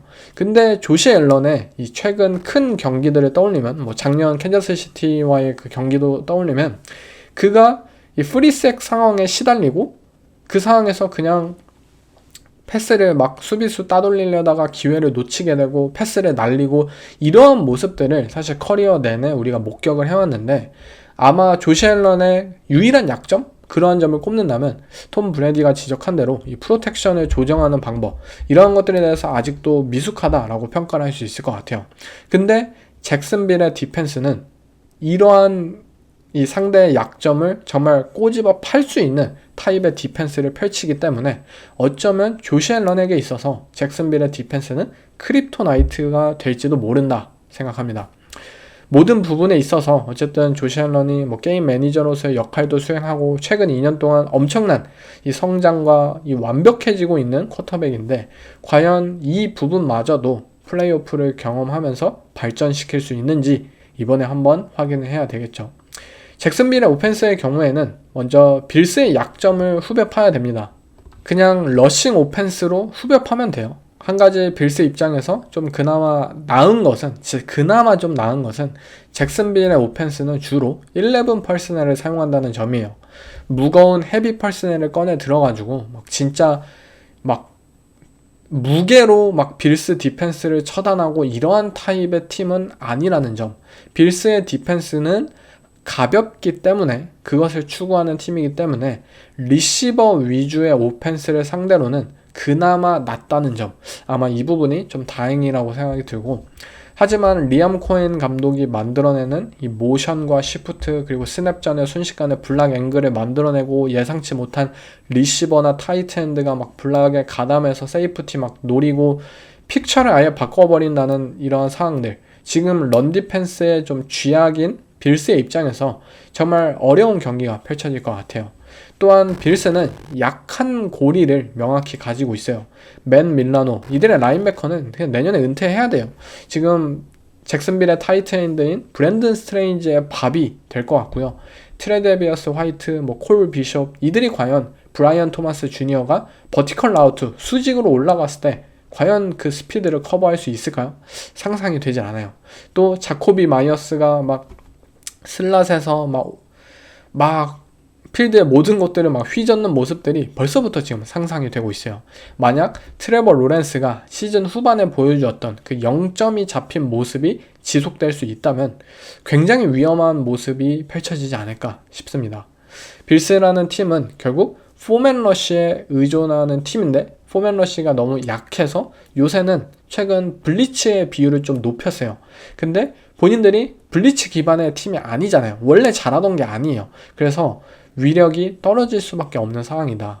결국 버팔로 빌스 디펜스의 입장에서는 트레버 로렌스가 그냥 혼자 정신 못 차리고 무너지고, 잭슨빌 스스로 일리걸 시프트 페널티에 늪에 빠지고 그냥 상대가 좀 무너지도록 기도하는 게 이 빌스 입장에서는 최선이지 않나 라고 생각이 들 정도예요. 종합적으로 저는 양 팀의 오펜스 모두 좋은 기회를 만들어내면서 전반전에 슛아웃 게임의 양상이 펼쳐질 거라고 생각해요. 17대 17 이렇게 전반전에 많은 점수가 나지만 후반전에 상대적으로 팀들이 신중하고 경기를 좀 매니징하면서 터치다운 하나가 경기를 가르지 않을까 싶네요. 저는 결국 클러치한 상황, 똑같이 드라이브 하나를 받았을 때 한 팀은 필드골을 만들고 한 팀은 터치다운을 만드는 이 경기, 이 차이가 결국 승패를 결정할 거라고 생각하고요. 필드골이 아닌 터치다운으로 확실하게 이 팀의 승리를 이끌 선수는 트레버 로렌스보다는 현재 조시 앨런이라고 생각하기 때문에 30대 26 버팔로의 승리를 예측합니다. 다음 경기는 최근 잠잠했던 라이벌리 매치업이었죠. 바로 샌프란시스코 나이너스와 필라델피아 이글스 간의 경기예요. 이글스의 홈에서 펼쳐지고 이글스가 현재 3.5포인트 페이보릿의 라인을 받았습니다. 먼저 나이너스, 정말 여기까지 온 게 대단한 시즌이에요. 부상자가 너무나도 많았는데 다 극복을 해냈어요. 이제는 떨어질 거다, 정말 여기가 한계다 라고 매번 들었던 팀이지만 그럼에도 불구하고 승리하고 스스로 그 기회를 만들어낸 팀이에요. 카일 셰나한 감독이 정말 얼마나 대단한지를 증명한 시즌이었고, 부상이 있더라도 그걸 메꾸고 티가 안 나게 전력을 유지할 수 있고, 이 모든 것들이 이 팀이 시스템적으로 얼마나 강한 팀인지를 잘 보여주었어요. 나이너스에게 있어서 이번 플레이오프는 또 한 번 증명을 해내야만 하겠죠. 수비 쪽에 많은 부상자들이 있기에 플레이오프는 힘들 것이다 등의 말들, 우리는 이번에도 극복할 수 있다라는 멘탈리티를 이들은 가지고 있어요. 프레드 워너가 챔피언십 전에서는 돌아올 수 있다라고 했다는데 그 기회를 어쩌면 나이너스는 진짜 실제로 만들 수 있는 타입의 팀이에요. 반면 이글스는 나이너스와 정반대의 팀이죠. 팀적으로는 형편없어요. 하지만 탤런트가 너무 뛰어나서 이 모든 것을 극복을 했어요. 이들의 오펜스는 이번 정규 시즌 항상 비판의 대상이었고 그 불협화음이 올해는 좀 더 예년보다는 강하게 드러나긴 했지만 결국 AJ 브라운과 디반테 스미스 두 리시버 모두 1000 리시빙 야드 돌파했고요. 아무렇지 않은 듯 또 한 번 플레이오프에 진출한 이들이에요. 작년처럼 플레이오프에서 이들의 오펜스가 반전의 합을 이뤄낼 수 있을지, 그리고 디펜딩 챔피언 디펜스로서 올해도 상대를 질식시킬 수 있는 이 수비를 만들 수 있을지, 나이너스 오펜스 상대로 이글스가 이 첫 번째 플레이오프 스타트를 어떻게 끊느냐가 굉장히 중요할 거예요.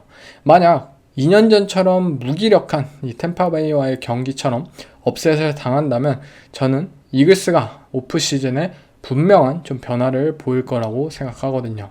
먼저 나이너스 입장에서 이 경기는 명백한 열세예요. 지금 트렌트 윌리엄스와 리키 피어솔이 부상자 명단에 올라 있고 출전 여부가 불분명한 상황인데 이 여부에 따라서 게임 플랜이 아예 뒤바뀔 것이라 생각해요. 이글스 디펜스는 막강한 프런트 라인을 가지고 있어요. 물론 그 힘이 작년 슈퍼볼 우승급에 미치지는 않더라도 뎁스가 어마어마하고 또 이 선수들이 플레이오프에서 어마어마한 활약을 보여줄 수 있는 그 고점이 높다는 것을 우리는 알고 있기에 나이너스 상대로 포맨 러시 해서 나이너스가 현재 트렌트 윌리엄스 없이 그들의 오라인으로 길게 버티기는 분명 어려울 것입니다. 그렇기에 나이너스의 입장에서 짧은 패스가 이어지고 이 브록 퍼디와 카일 셔나한의 전매 특허, 이 리듬 플레이가 나오고 그 상황에서 크리스찬 맥카프리에게 이 패스를 통해서 공을 먹여서 약 플레이 기반으로 플레이가 이어질 텐데 이글스는 이 빅 플레이를 허용하는 것이 아니라 단순히 상대 나이너스의 오펜스가 약 플레이를 시전하네? 그렇다면 오히려 이 상황을 만족할 거예요. 본인들은 필드 중앙에서 전 범위를 커버할 수 있는 태클링 능력을 가진 라인베커진과 이 니켈, 쿠퍼, 느진을 가지고 있기에 빅플레이를 내주는 게 아니다? 오히려 웃으면서 태클링을 할 것으로 보여요.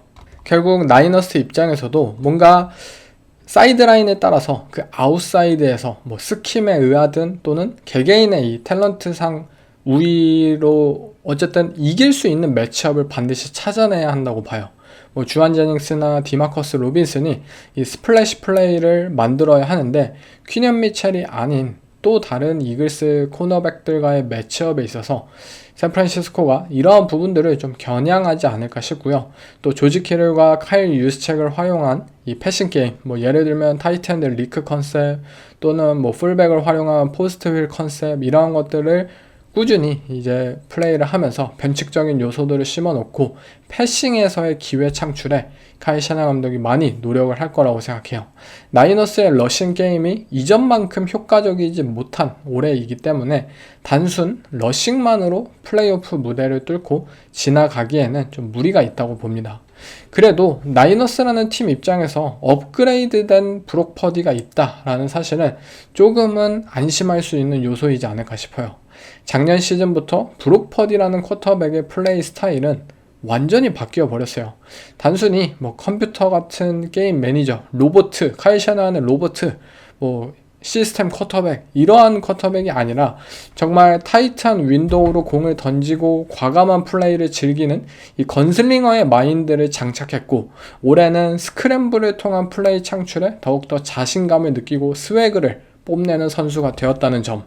이글스의 디펜스는 분명 견고할 테지만 지금의 브록 퍼디라면 저는 승부사의 기질을 발휘해서 도전할 수 있는 선수라고 생각합니다. 저는 나이너스의 오펜스가 분명 전력상 정말 한참 모자라요. 그렇지만 예상하지 못한 그런 순간들을 이들은 만들어낼 수 있다고 생각이 듭니다. 반면에 이글스의 오펜스, 이들은 그냥 본인들의 역할만 잘 수행을 하면 됩니다. 나이너스의 디펜스가 진짜 껍데기만 남았다고 해도 사실 과언이 아니에요. 닉 보사, 프레드 워너 없어요. 그리고 이 없다는 사실 너무나도 크죠. 포맨 러쉬도 잘 안 될 거고요. 그렇다고 로버트 살라 코치의 디펜스가 변화를 극적으로 주는 디펜스가 아니에요. 선수들 다 부상 당했는데도 최근 몇 주간의 필름을 봤을 때 그냥 디펜스 똑같아요. 막 블리츠하고 이런 동적인 움직임을 전혀 주지 않고 그냥 똑같이 로버트 살라의 디펜스를 지속적으로 보여주고 있어요. 되게 정적이고 재미없는 디펜스라고 여겨집니다. 디펜스에 대한 시스템 구축이 뭐 잘 되어는 있지만 결국 날카로운 창 앞에서는 저는 속수무책으로 찢어질 수 있는 그룹이라고 생각이 들어요. 그러면 이글스가 과연 날카로운 창이냐? 그것도 사실 모릅니다. 정규 시즌 이들의 오펜스는 정말 오합지졸이었어요. 쿼터백이 바로 이 모든 문제의 원인이기도 했죠. 리시버가 오픈 찬스인 걸 보고서도 공을 던지지 않고 또 본인이 달릴 수 있는 이 다리를 가지고 있음에도 스크램블에 적극적이지도 않고 뭐 본인을 둘러싼 이 환경들이 최고의 리시버진 최고의 오라인 뭐 최고의 런닝백 다 가졌는데도 불구하고 리그 최저의 경기력을 펼친 선수예요. 이 쿼터백이 펼칠 수 있는 오펜스의 한계 때문에 이들의 플레이 콜러는 미쳐 돌았어요. 굉장히 쉬운 컨셉들과 디자인으로 플레이북을 뒤바꿔 놓았고 오펜스의 확장과 다양성에는 관심을 꺼둔 채 그냥 쉬운 플레이, 똑같은 플레이만 반복했을 뿐이에요. 이 모든 상황과 실패에 대해 팀의 디바 리시버는 매주 인터뷰로 이상한 짓을 하고 잡음을 만들어냈고 그렇게 모든 그런 재앙 같은 일들이 있었지만 그럼에도 이들은 플레이오프에 진출했어요. 저는 솔직히 말해서 종잡을 수가 없습니다. 이들이 작년에 그랬던 것처럼 플레이오프에서 갑자기 완벽한 호흡을 자랑하고 제일런 헐츠가 올해 슈퍼볼 MVP에 선정되더라도 그러려니 할 거예요. 근데 또 2년 전에 템파베이에게 완패를 당했었던 그 모습을 또 보이더라도 이해할 거예요. 그나마 현재 이글스의 입장에서는 나이너스의 디펜스가 선보일 수 있는 카드가 굉장히 적다라는 점이에요. 그 당시 템파베이 벅스처럼 뭐 블리츠 기반으로 제일런 헐츠를 압도할 만한 뭐 성질을 가지고 있지도 않고 지금 뭐 나이너스 수비에서 뭐 혼자서 뭐 팀을 캐리할 수 있는 그런 플레이메이커가 있는 상황도 아니고 결국 이글스의 입장에서는 뭐 비슷하게 접근을 할 것 같아요. AJ 브라운과 디반테 스미스에게 그냥 한 번씩 이 버티컬 라우트, 페이드 라우트 슬란스에서 그냥 보내가지고 빅플레이 한번 만들어줘 해서 이 선수들이 또 만들어주고 뭐 세쿠안 바클리, 또 탱크 빅스비 한 번씩 이렇게 스냅을 먹여가지고 뭐 타임 오브 포지션 적당히 벌어내고 정규 시즌에 했던 그 오합지졸의 접근법을 이번에도 기대할 수밖에 없지 않나 싶어요. 나이너스의 디펜스가 온전히 이를 맡기는 분명히 어려울 것이고 탤런트상으로 떨어지니까 그렇게 이글스에게 정규 시즌에 다른 팀들이 그랬던 것처럼 빅플레이를 여러 번 내줄 것으로 보여집니다. 종합적으로 저는 나이너스는 부상자 때문에 한계가 있고 이글스는 쿼터백과 이 오펜스의 뭐 한계라는 점 분명히 있다는 점 명백히 서로 좀 부족한 점들을 가진 팀들의 대결이라고 생각해요. 전력상으로만 보면 이글스가 훨씬 압도적인 것은 사실이지만 또 카일 셰너한 감독은 이 전력차를 뒤집을 수 있는 마법을 부리는 감독이기도 해요. 이 감독의 전력이 나이너스는 또 완전히 세죠. 만약 이글스라는 팀이 진짜 갑자기 각성을 하지 않는 이상 저는 나이너스의 업셋 기회가 충분히 있다고 생각을 하고요. 지난 2년간 이 브룩 퍼디라는 쿼터백의 스타일 변화를 보면서 제가 느꼈던 것은 이 선수가 플레이오프에서 혼자 캐리하는 경기를 볼 수도 있을 것이다 라고 항상 생각을 했었거든요. 그게 바로 이 경기가 될 수도 있지 않을까요? 전반전 지지부진했던 나이너스 오펜스가 좀 후반전에 달라진 모습으로 이 퍼디의 활약과 함께 터치다운을 연달아 거두지 않을까 싶고요. 필라델피아 이글스는 본인들이 그랬던 것처럼 빅플레이를 통해서 몇 번의 전진을 해내겠지만 결국 팀적인 완벽한 호흡이 맞지 않은 상황에서 레드존에서 터치다운이 아닌 필드골로 아쉽게 기회를 여러 차례 날리면서 17대 13으로 샌프란시스코 나이너스가 와일드카드 첫 번째 업셋을 예상합니다. 다음 경기는 커리어 첫 번째 플레이오프 승리를 거둘 쿼터백이 탄생하는 경기예요. 뭐 누가 되든 정말 의미 있는 경기가 될 것 같은데 LA 차저스와 뉴잉글랜드 간의 경기 현재 패치가 홈에서 3.5포인트 페이보릿입니다. 먼저 차저스의 경우 여기까지 오는데 정말 힘들었어요. 오펜시브 라인 다 떨어져 나갔고 저스틴 허버트 매주 사냥을 당하고 있어요. 근데 이 미친 저스틴 허버트라는 선수는 팔 하나 없어도 온갖 난간을 헤쳐 넘어지면 다시 일어나서 결국 팀을 승리로 이끌고 있어요. 올해 이 저스틴 허버트만큼의 터프함을 보이는 선수가 과연 몇이나 있을까요? 저는 어나더 레벨이라고 생각을 해요. 이 터프함만 따지면.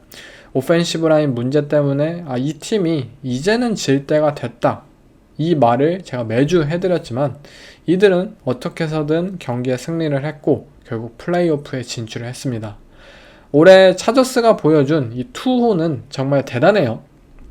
이들에게 있어서 이번 플레이오프 진출은 정말 모두의 이 비관을 뚫고 올라간 것인 만큼 더욱 승리를 갈망할 것이고 또 집중력 있는 모습을 바탕으로 지금까지 해왔던 것처럼 예상 못한 승리를 보여줄 수도 있다고 생각이 들어요.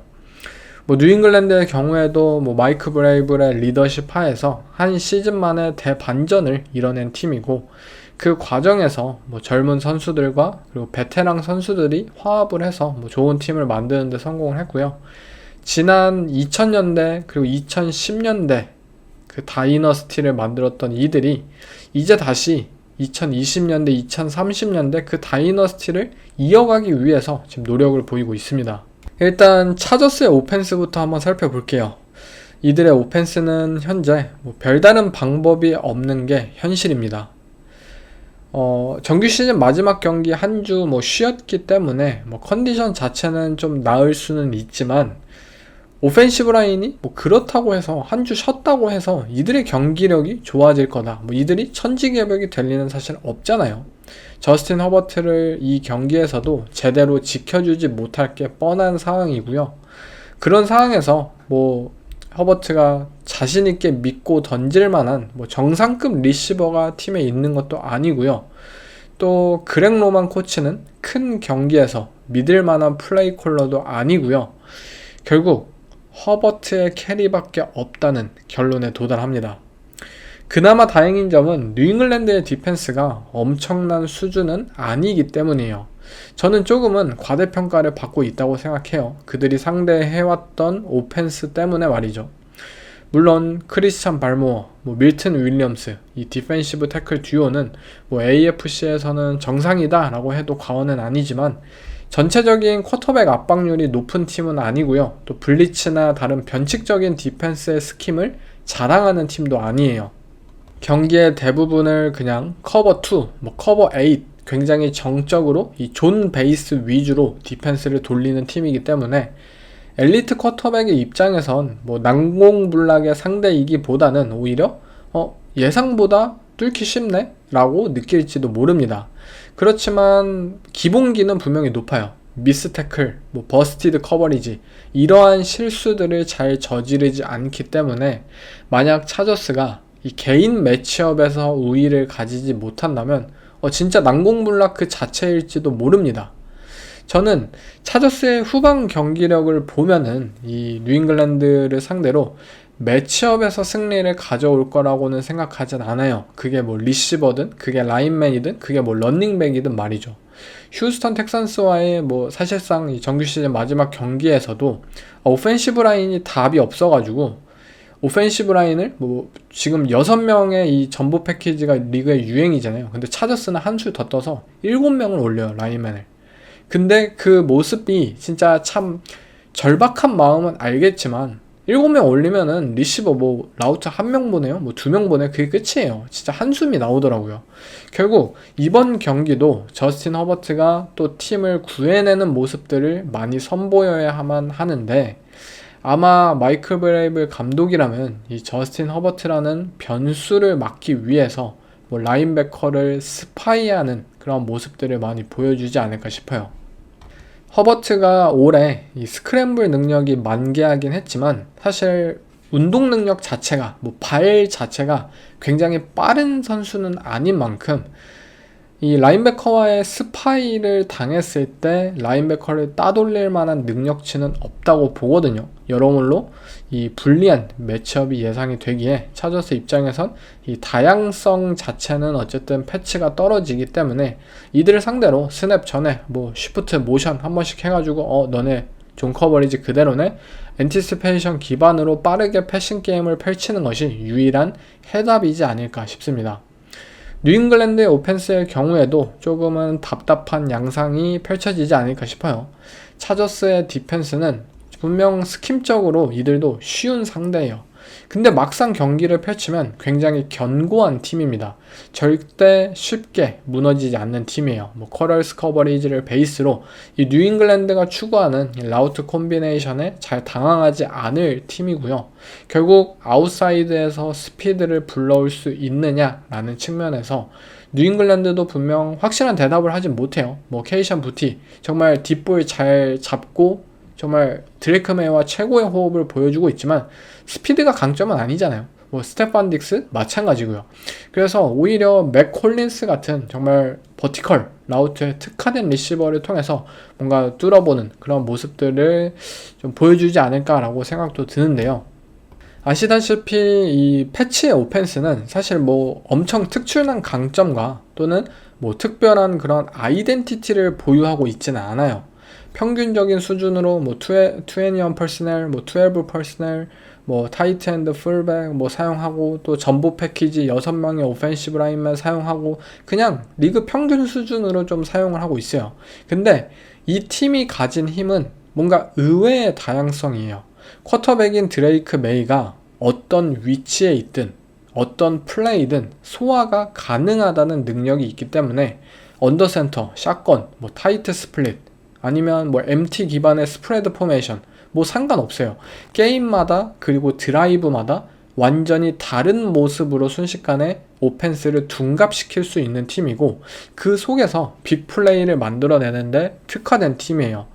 또한 메이가 만들어내는 플레이 창출 능력은 항상 변수예요. 더 뛰어난 스크램블 능력을 갖추고 있고 움직이면서 던지는 패스의 정확성도 엄청난 수준이에요. 쿼터백이 결국 나쁜 플레이를 잘 만들지 않는다는 점, 오펜스의 구종이 다양하다는 점은 다른 방법으로 그 상황을 타개할 수 있다는 점, 뉴잉글랜드는 분명 항상 길을 찾아내고 있습니다. 종합적으로 저는 이 경기가 많은 점수가 나오지는 않을 것으로 보여요.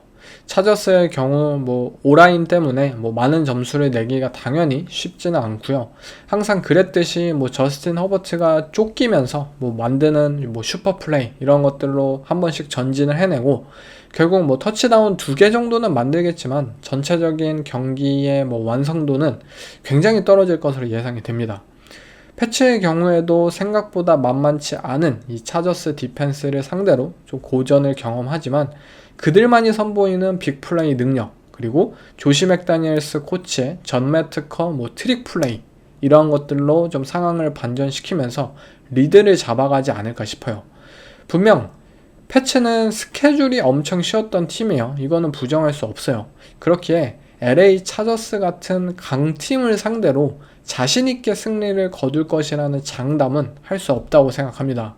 그렇지만 3페이지 모두 오펜스, 디펜스, 스페셜팀 단단한 팀이고 부상자들이 돌아온 상황에서 LA 차저스보다 탤런트적으로 우위에 있다고 느껴지기 때문에 저는 드레이크 메이가 첫 번째 커리어 플레이오프 승리를 거머쥘 것으로 생각합니다. 17대 16 뉴잉글랜드의 승리를 예측합니다. 다음 경기는 아마 뭐 풋볼의 신이 이 경기를 좀 점지한 것 같아요. 유일하게 피츠버그 스틸러스가 이길 팀이 딱 2팀이 있었거든요. 근데 그게 휴스턴 텍산스랑 LA 차저스였어요. 그 중 하나인 휴스턴 텍산스를 만나게 된 피츠버그 스틸러스이고요. 휴스턴 텍산스의 입장에서도 우리가 가장 쉽게 이길 수 있는 팀은 현재 AFC에서 가장 떨어지는 오펜스를 가진 팀 바로 피츠버그 스틸러스 아주 잘 만났어요. 이처럼 서로 잘 만났다고 생각이 드는 이 두 팀 간의 경기 휴스턴 텍산스와 피츠버그 스틸러스의 홈에서 텍산스가 3.0포인트 페이보릿으로 평가를 받고 있는데요. 먼저 텍산스의 경우 올해 그들이 걸어온 길 또한 분명 만만치가 않습니다. 시즌을 엉망으로 시작한 이들이지만 디펜스의 힘으로 이 백업 쿼터백인 데이비스 밀스와 함께 좀 반전을 일으키기 시작을 했고, CJ 스트라우드가 돌아온 이후로도 그 기세는 꺼지지 않고 결국 9연승으로 시즌을 마감했어요. 사실 뭐 그 과정이 완벽했던 것은 아닙니다. 디펜스는 분명 뭐 리그 넘버원 수준으로 정말 캐리를 하긴 했지만 오펜스는 아직도 문제가 해결되지 않았어요. 현재 NFL이라는 리그 구조상 아무리 디펜스가 강하더라도 결국 최소한의 득점 능력이 가능한 오펜스가 있어야만 롬바르디 트로피를 들 수 있는 상황이에요. 그리고 CJ 스트라우드라는 쿼터백, 우리 이 선수의 루키 시즌 정말 센세이셔널 했잖아요. 잠재력이 있는 선수예요. 이 쿼터백과 함께 더 높은 단계에서 만약 본인들의 문제를 어느 정도 해결할 수만 있다면 진짜 슈퍼볼에 올라갈 수 있는 상황인 만큼 텍산스의 오펜스가 스틸러스 상대로 어떤 모습 보이냐, 앞으로 어떤 업사이드까지 올라갈 수 있느냐, 이것이 중요한 관전 포인트가 될 거라고 생각합니다. 반면 피츠버그 스틸러스의 경우에도 정말 어렵게 여기까지 올라왔어요. 볼티모어 레이븐스와의 단두대 매치, 정말 올해의 경기라고 해도 과언이 아닙니다. 뭐 운도 실력이다 라고 그 명언이 떠오를 정도로 간신히 디비전 우승을 거머쥐고 또 플레이오프에 오른 이들은 이번에는 진짜 1승이라도 거두어야 하지 않을까요? 매년 피츠버그 스틸러스 위닝 시즌하고 또 플레이오프에 진출은 하더라도 거의 플레이오프에서 꽁승이라고 분류되던 팀인 만큼 이번 에런 로저스와의 라스트 댄스에서는 그래도 플레이오프 1승은 거두면서 좀 유종의 미를 거두어야 할 필요가 있습니다. 그렇지 않으면 어쩌면 볼티모어의 감독 존 하버가 잘린 것처럼 스틸러스의 감독 마이크 톰린도 그 가능성이 있다고 저는 생각합니다. 이제 경기를 좀 들여다보자면 먼저 텍산스의 입장에서 볼티모어와의 경기 마지막 5분을 좀 많이 염두를 할 것 같아요. 스틸러스의 세컨더리가 라마 잭슨이 뭐 엄청 좋은 플레이를 펼친 것은 맞지만 결국 스틸러스 디펜스가 좀 버스트된 커버리지를 많이 선보였고 그것 때문에 빅플레이를 많이 허용을 했잖아요. 이는 몇 가지 오펜스의 옵션이 굉장히 적은 이 텍산스의 입장에서 그나마 눈여겨보고 공략을 해낼 수 있는 점이지 않을까 싶어요. 아무리 스틸러스의 디펜스가 스킴적으로 엉망이고 선수 기용에도 형편없고 욕을 많이 먹더라도 캠 헤이워드가 지금 올프로 퍼스트급 활약을 선보이고 있고요. 또 TJ 왓도 클러치 능력이 굉장히 있는 선수이고 뭐 알렉스 하이스미스나 뭐 허비그나 정말 좋은 선수들이 많아요. 지금 휴스턴이 가진 오라인만으로는 이들을 앞에 두고 본인들이 원하는 오펜스를 펼치기에는 역부족이라고 생각합니다.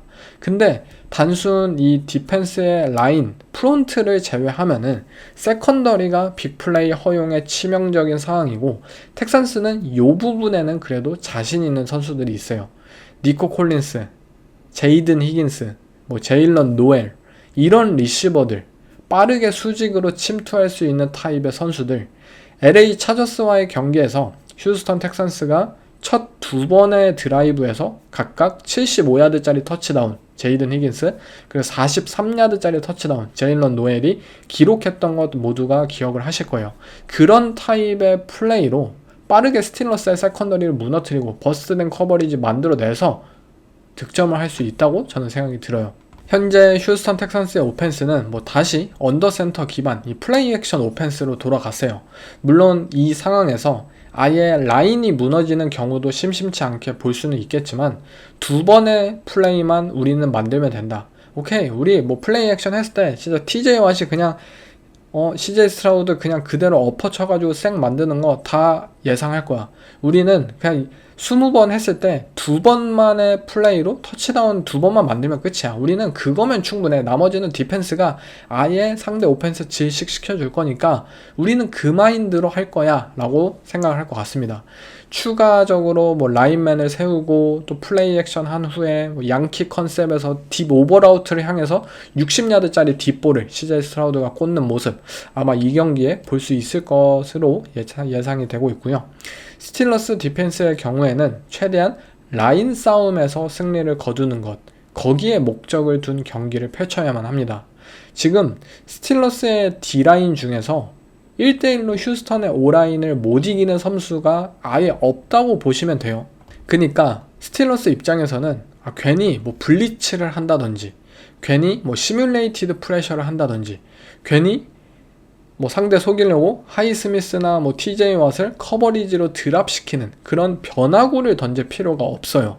그냥 스트레이트로 그들이 가진 엄청난 패스러셔들이 휴스턴의 오라인맨들을 잡아먹고 투 하이 커버리지 기반으로 커버리지 촘촘하게 펼쳐서 휴스턴의 빅플레이만 차단시키면 충분히 이길 수 있는 경기예요. 근데 문제는 스틸러스가 과연 이렇게 접근을 할지 모르겠습니다. 볼티모어와의 경기 막판을 보시면 아니 알렉스 하이스미스라는 최고의 패스러셔를 갑자기 커버리지로 드랍을 시키고요. 또 닉 허빅도 아예 그 스냅에 올리지도 않아요. 패싱다운에서. 그런 빈티지한 이 스틸러스만이 항상 보여주는 그 멍청한 선수 기용, 그런 것들을 보여주기 때문에 과연 이번 경기에서도 진짜 정석대로만 하면 되지만 또 어떤 멍청한 짓을 해서 본인들 스스로 경기를 망치게 될지 한번 지켜봐야 될 것 같습니다. 스틸러스의 오펜스에 대해서도 한번 넘어가 보면 솔직히 이거는 어쩌면 재앙을 맛볼지도 모른다고 생각합니다. 에런 로저스가 물론 볼티모어와의 마지막 경기에서 4쿼터에 터치다운을 연달아 만든 것 분명 대단했어요. 아마 그의 마지막 불꽃이라고 해도 뭐 과언이 아니죠. 근데 에런 로저스의 전반전은 진짜 끔찍했어요. 이거는 뭐 부정을 할 수가 없어요. 그리고 그 전반전에 끔찍했던 모습이 올 시즌 전체를 반영하고 있다고 생각합니다. 이번 경기에 DK 메칼프가 뭐 돌아온다고는 하지만 기존에 그들이 DK 메칼프를 어떻게 사용을 했었고 또 시즌의 운명이 달린 디비전 우승이 걸린 마지막 경기 레드존에서 결국 타이트엔드인 조뉴 스미스를 시즌 끝까지 버리지 않았다는 점들, 우리가 올 시즌 정말 그 긴 기간 동안 시즌을 치러오면서 봐왔던 모든 것들은 절대 스틸러스의 오펜스는 플레이오프에서 정말 강한 디펜스를 뚫을 수 없다라는 것을 가리키고 있습니다. 아시다시피 휴스턴의 디펜스는 굉장히 정직한 그룹이에요. 그들은 변장을 하지도 않고요. 딱 두 가지의 스킴으로만 플레이를 펼쳐요. 근데 문제는 개개인의 탤런트가 너무나도 압도적이고 진짜 완성도가 너무 뛰어나서 아무도 대응을 해내지 못해요. 피츠버그 입장에서 과연 어느 쪽으로 우리가 돌파할 수 있을까 상상이 가지 않는 상황이고요. 에런 로저스가 볼티모어와의 경기 마지막에 그 레드존에서 이 플레이 콜이 막 화가 나는 모습도 막 더 보였잖아요. 막 소통이 안 된다. 이거 헤드셋이 안 들린다. 막 짜증을 팍팍 냈던 것처럼 그런 모습들을 이번 경기에서도 볼 수 있지 않을까 생각이 듭니다. 도저히 저는 스틸러스의 입장에서 생각을 했을 때 이들의 오펜스가 뭘 해야 될까라고 정말 고심을 해봤는데 개인적으로 할 게 없어요. 에런 로저스 뭐 다운필드 스로우 안 할 거고요. 그리고 뭐 다운필드 패싱 게임을 설사 한다고 하더라도 거기에서 승리할 수 있는 선수들이 없어요. 결국에는 뭐 그나마 러싱으로 최대한 라인에서 개싸움이라도 끌고 가야 하는데 스틸러스가 제일런 워렌이 아닌 케네스 게이네를 또 더 많이 기용을 한다면 저는 뭐 러싱에서도 별로 답은 없다고 생각이 듭니다. 전체적으로 종합을 해보자면 두 팀의 오펜스 모두 엉망이에요. 그렇지만 휴스턴의 입장에서는 공략할 요소가 하나는 있다고 생각해요. 하지만 스틸러스는 전무하다고 생각을 해요. 또한 디펜스로 둘 다 뭐 여기까지 올라온 팀들이지만 그 디펜스의 레벨조차 휴스턴이 훨씬 뛰어난 수준이에요. 격차가 커요.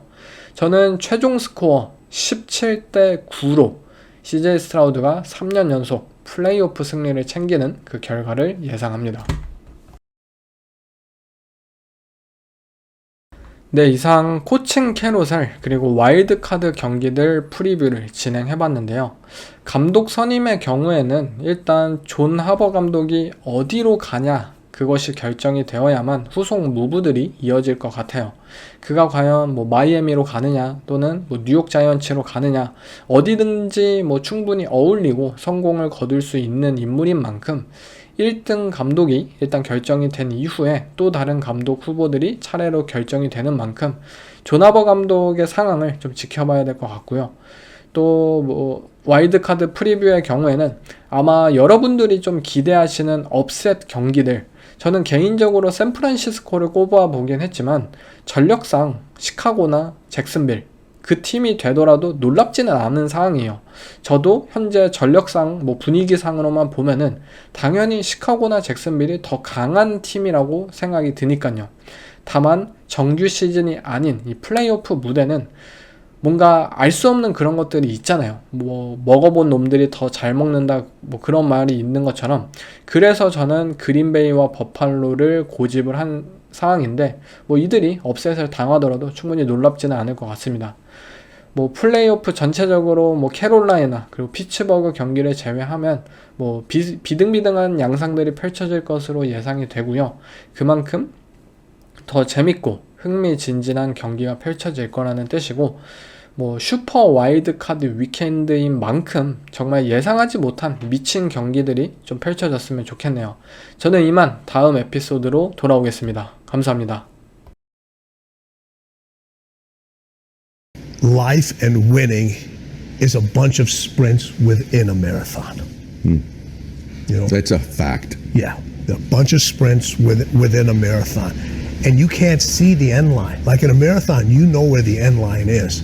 In winning, that race may have an end line, but there's another start line right after it. Everyone looks at the physical condition. Are you mentally prepared to sprint every single day? Are you mentally prepared to sprint every single day? And for how long? Because somebody else is sprinting. You don't want them to get what should be your win ends up being somebody else's win.